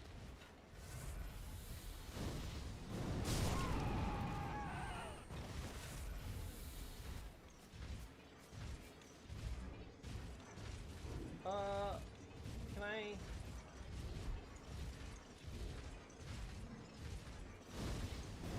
Ah, darn. Can't do it from up here. Not gonna waste my FP. My focus. I need my focus.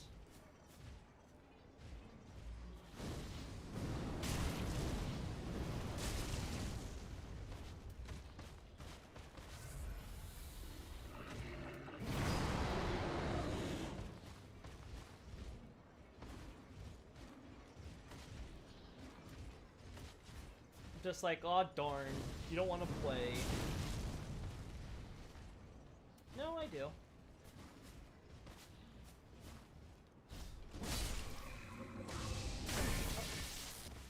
Did you not do that? Bring Night Spear.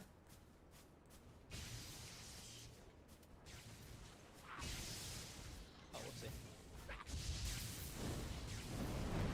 Oh. Oh, of course.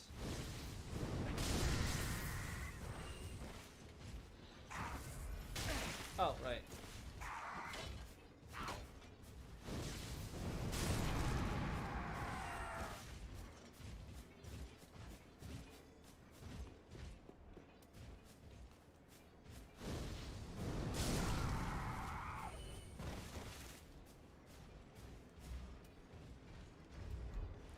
Again, you can get a clear look at how the crystallization of their bodies as the Dark Souls eat away at their every morsel of soul they might have still in them. The only reason they seem to still be alive and not fully petrified is, of course, they still have their Dark Soul, ironically enough. That's not getting eaten. It's not that cannibalistic. Won't cannibalize itself.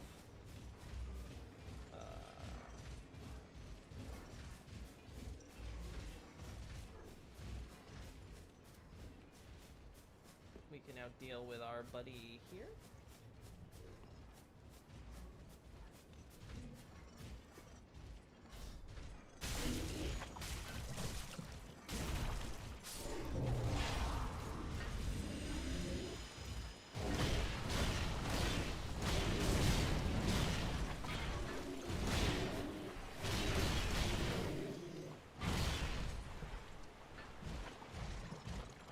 Give up the chase, boys. You had your shot.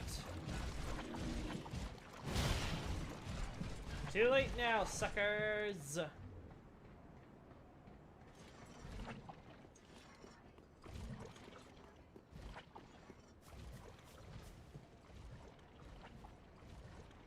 Yeah, I don't want to deal with that. Don't really want to deal with that either. But, we might have to.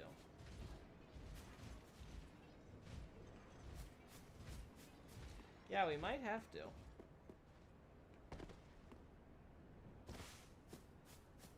Are they both here? Or did they both move on? I think they both moved on. Good for them.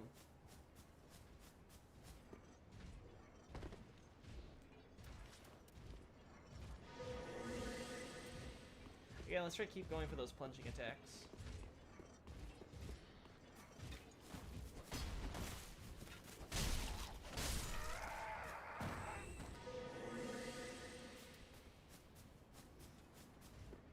Come on, Ulasil Sorcery. No.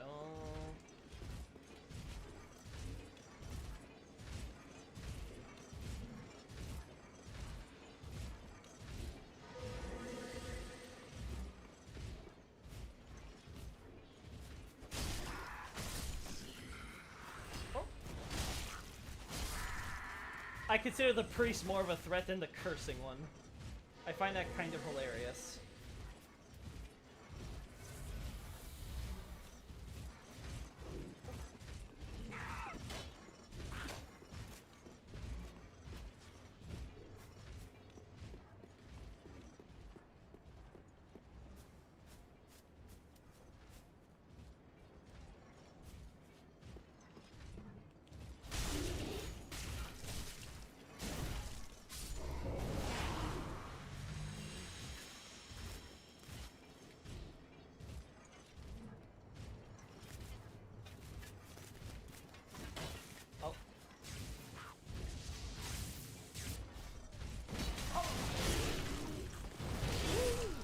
That I messed up. I messed up. Ah, I went a little too early. I should have waited a half a second more, but it's really hard to time that because you could also be half a second late. Ooh. If only I waited. If only I waited. But okay, we know what we gotta do. We gotta get rid of all of Shira's little hanger-ons. No one's here to see Daddy's little princess.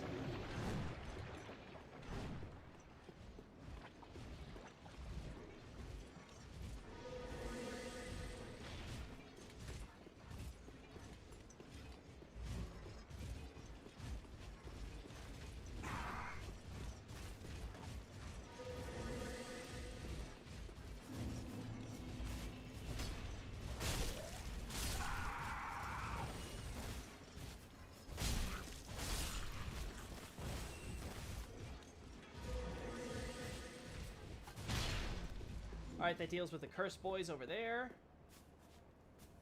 Just focus on this.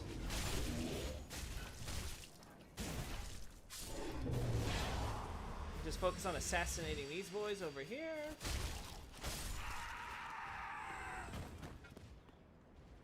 And once we get the last one, we should be 100% safe. Safe.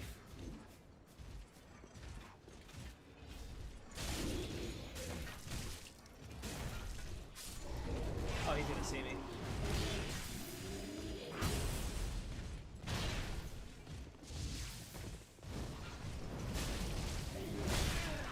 Oh, okay, sure.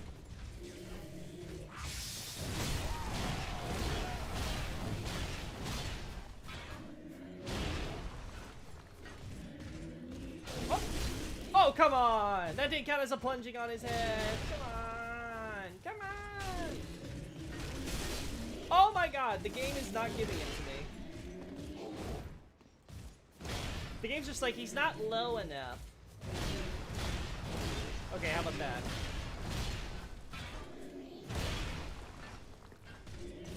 There we go. Happy? Woo! We're almost there for another level up. Whee! Got the Greaves. Alright.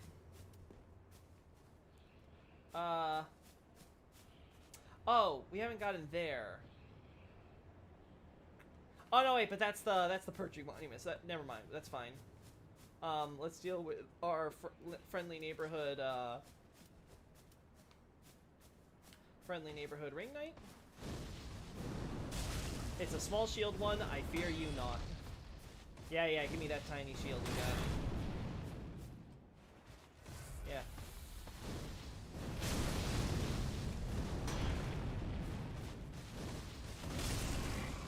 I fear you not. I fought your big shield, brother. That one is a pain to get through. You are nothing. Now, again, we see more like Irithel reusing assets and all that stuff. Again, naturally made by Anor Londo. Gonna reuse Anor Londo architecture. Let us get... oh, I'm all... Wait. I don't need to... Oh, right, because... Right, okay, right. Because, again, the game doesn't consider this a normal invasion. It's just dark spirit summoning, like in Demon Souls. The ghosts of the dead with resentful, vengeful spirits. Dark Souls.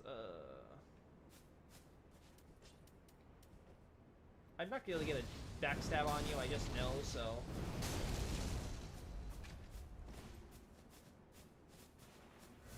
Oh! Actually, what bolts do you use? Can you, like, shoot me again? I want to kind of know what bolts you're using. Oh! Come on. Come on! Looks like it's just regular bolts. Nothing special. Yeah, those are regular bolts, alright. Wait, what? Why aren't you healing? Why are you trying to use sorcery? That was not the button I pressed. Oh, I guess it was. Sorry, Alva. Now he gives us the Wolf Ring +3. Because again, Artorias was known for his famous tenacity. His ability to just keep on that poise. Again, we can see how Alva had similar tenacity. He kept on searching for Zully. To the ends of the earth. Looking for his beloved. Again, we find a corpse here, very conveniently, with all of Zully's outfits. Whether this is the real Zully, or again, much similar to how we see someone with her hood in the other place, someone else, either another witch or someone in her outfit. Again, either way, it is proof that Zully was likely here and was ended up forcibly contracted here. Now, we'll talk more about Zully when we get into Kala. Friendship ended with Corinth. Actually, it needs to be lower to get them. Actually, it needs to be lower to get the plunging attack. Oh, damn it! You made me do it. You made me do it there. Well, actually, you see, it's very important that actually, when you're doing the plunging attack, you have to make sure that the character is no less than 3 meters below you at all times.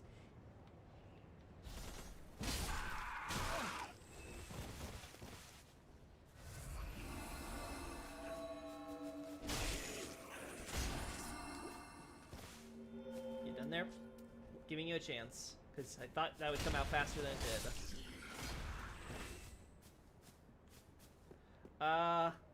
Yeah, I think we thoroughly cleared out this this area, so we can talk to Shira now. Finally, after all stream. He never found her. Pain, yeah. Pain. Now again, Shira, we can see her little feetsies at the bottom. This is presumably also how she gives us her rewards and stuff. Just kind of slides it under the door.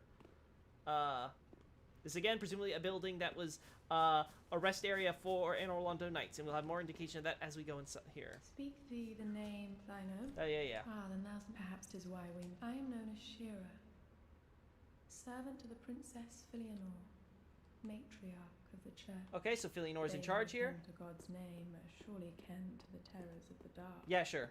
Please, I bid thee take not from the princess her peace or rest. Yeah, you can't really do Fly anything else from in away here, so sure, will just she plead. lie by the dark, all for the sake of man. She is here, by the dock, making sure that everything is fine by keeping the Ring City perfectly fine. You know, besides all the abyssal corruption stuff that's consuming it, but she's perfectly fine. Everything is fine. Thou'st a kind heart to speak to a captive such as I. It is no Sure. surprise thou rememberest our God. I guess Daddy wasn't a good example for you when it came to captives, huh, hun? May I ask thee a kindness?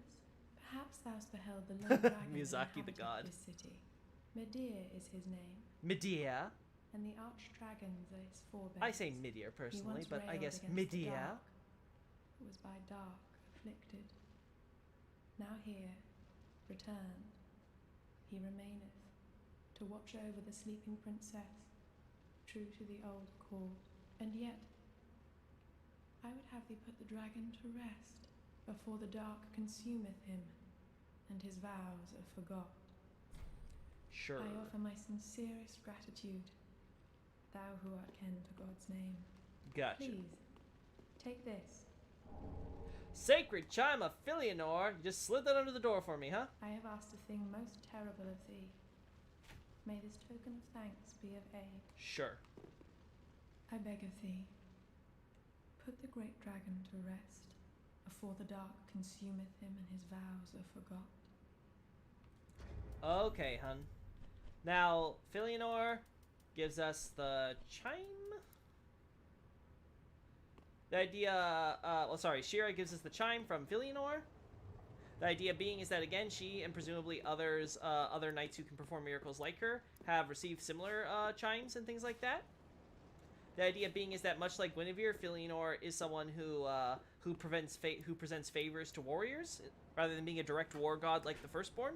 Again, and the point being here is that we see how her chime is about sort of making sure that there are no boundaries, so it extends the range of the miracles with AoE effects. I beg it before. Now again, Shira here is telling us that her good friend Midir, I'm never gonna get used to saying that, but we'll try. Midir, darling, please, come down. Got it. It makes him sound like he's a freaking dog.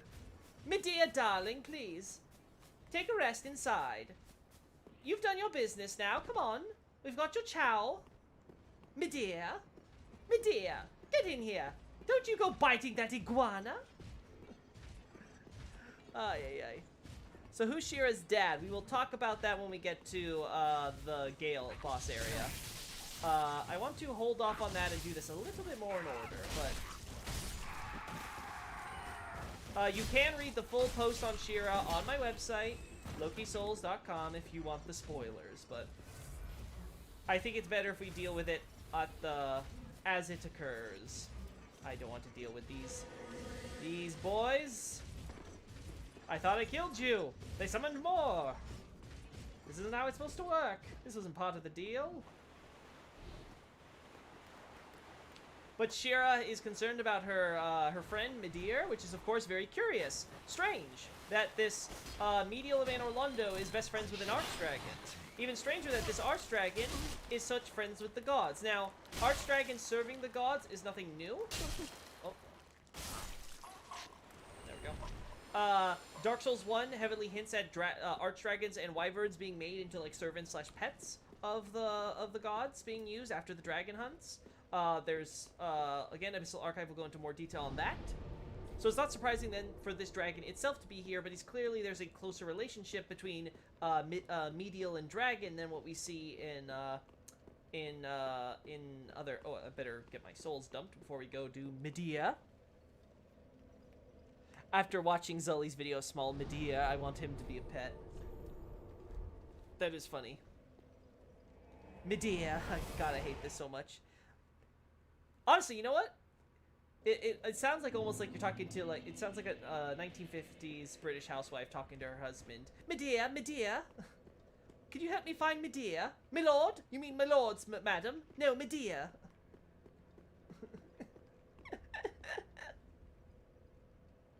Medea must have been a really cool guy to befriend everyone.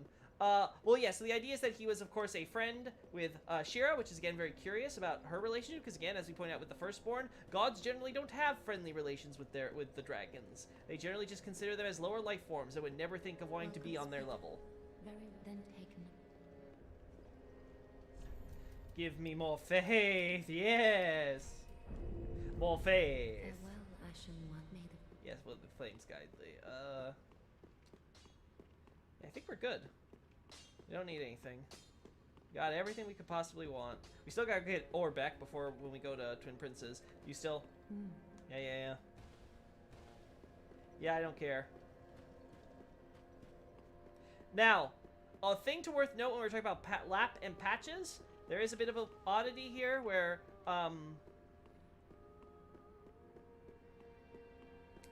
Patches here is obviously here.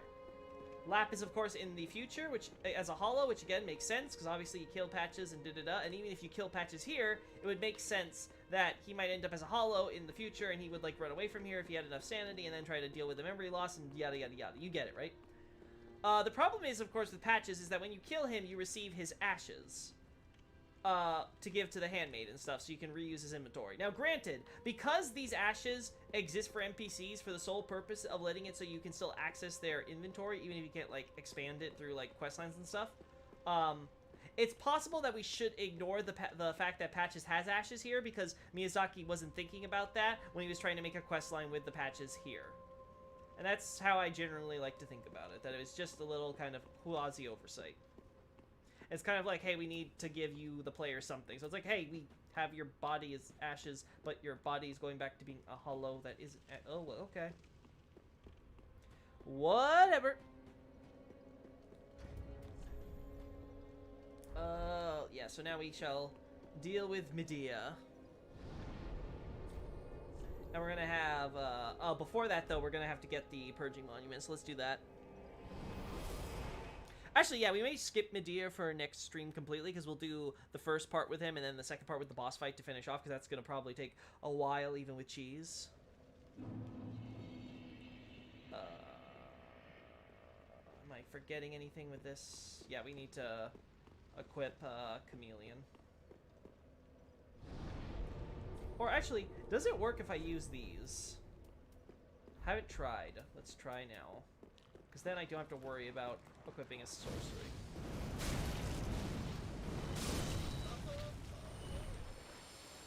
So about here should be good. Let's see if it works. Show my humanity! I have now disguised myself as a humanity sprite. Naturally, of course, Chameleon has you disguise yourself as something in the surroundings. The game makes this random, though presumably the actual sorcery lets you have some control over imagining what in the area you wish to disguise as. Hence why you always pick something that is relevant to the location. Then you manipulate time and space to do so. In our case, we disguise ourselves as a humanity sprite because even though we don't see these here, the game is making a cheeky reference to the fact that this is just an abyssal swamp, and it's literally all humanity.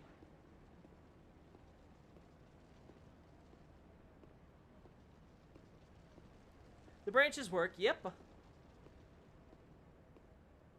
Anyway, but Medea was sent out in order to deal with the dark out in the world, because again, presumably him and Shira came here together as friends, and maybe companions and partners, or master and servant, etc.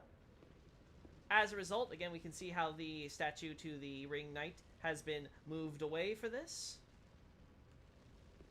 We shall show our humanity. Okay.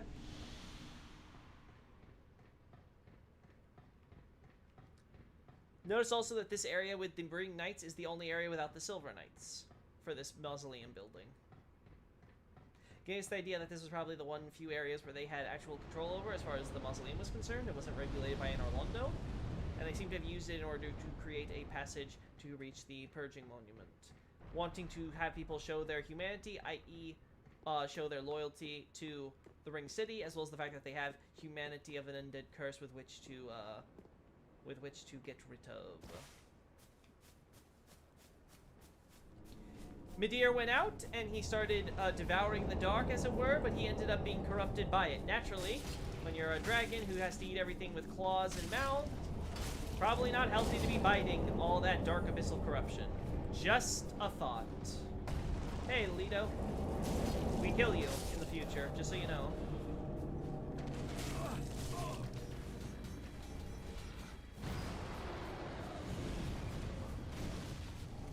Another divine blessing, because again, good. Oh no. I forgot there's two of you. Oh no. Okay. Can one of you be, oh god, I didn't quit my pyromancy flame, that was the chance! Okay, buddy.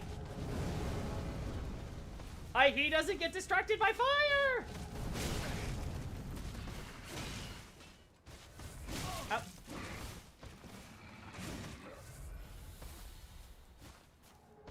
One more time. No! He's not distracted by flame! He is truly a pygmy! He knows to stay to the dark. That blindfold really keeps him focused on that dark abyss. There is no flame he wishes to be distracted by. He is not captivated whatsoever. Oh boy, I have been bamboozled by lore. The irony. Hoist by my own petard. How will I survive? Yes, yes, come slowly while your friend is getting killed.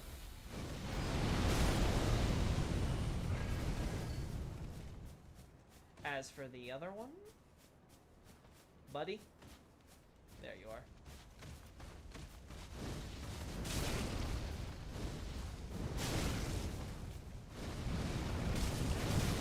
Oh.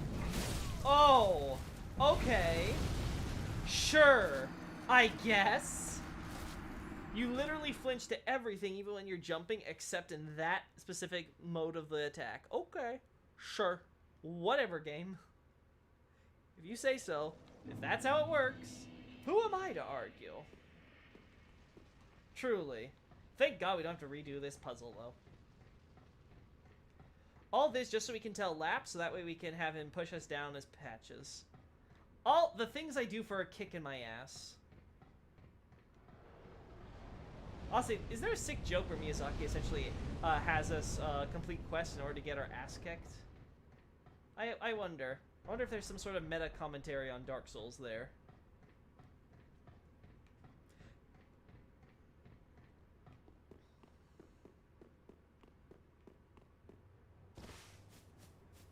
Okay, let's deal with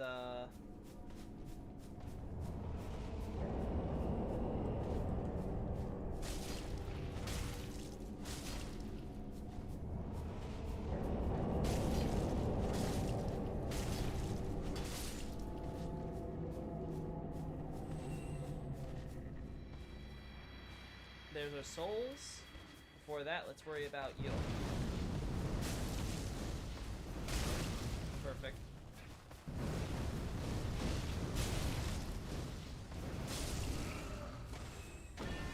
Perfect.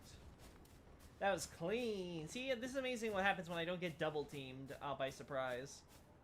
Ambush.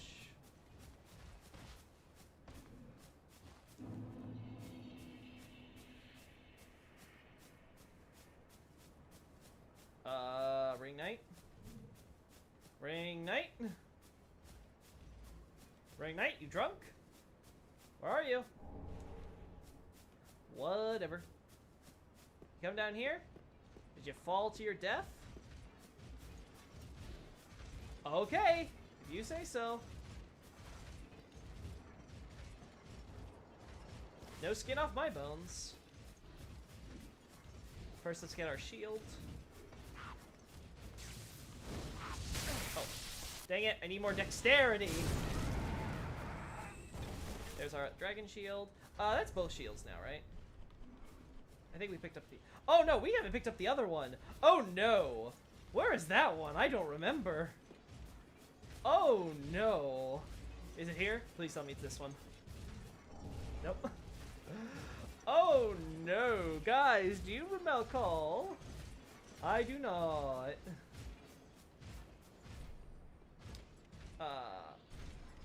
Oh, no, I am not lifting my hollowing. No, no, no. As we can see, though, tons of souls have been brought here to this monument and petrified into rocks.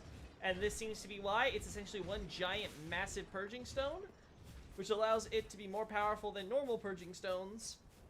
Has a compounding effect, which results in us being able to remove our hollowing and, as we can see here, also request absolution. But I have not sinned. I am no sinner.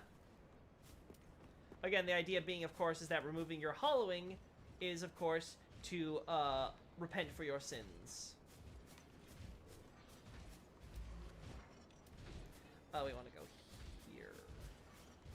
Oh no, the game doesn't let us go down that way. Okay. I'm not forgetting anything, right? So... guess it's just down.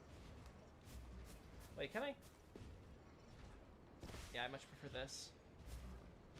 And we want to go here.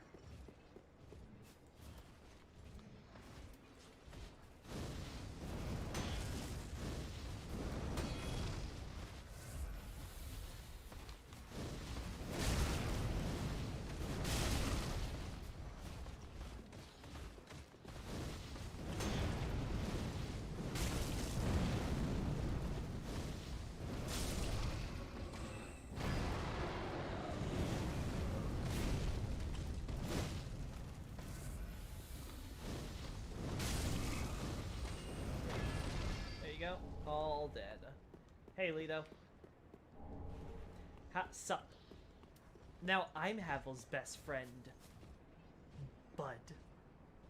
Can't even get my face in the shot. We shall go this way, and then this way. Yeah, we'll all go this way. Come on. Come on. Bring my drop. Where it be? Where be my bud?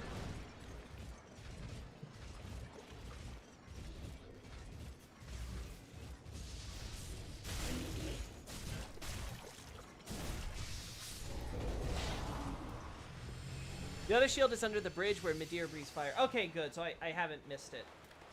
Good, good. No. Why are you zooming on things behind me when the enemy... I do not understand how this game considers lock-on sometimes, admittedly. Like, I like the lock-on for the most part, but sometimes it's just a little bit bizarre. I remember Elden Ring not having these same problems, so at least they fixed that.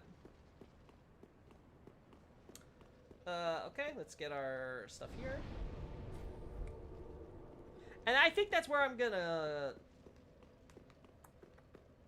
No, let's talk to Patches and then I'll call it.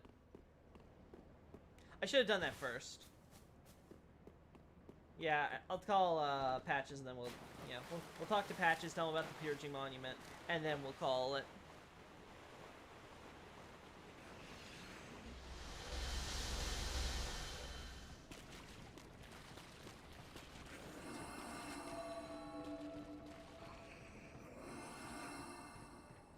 Don't you dare curse me. Don't you dare perform some dark hoobly-wah miracles up here. I warned you. We're not dealing with you again. Go away. No one likes you.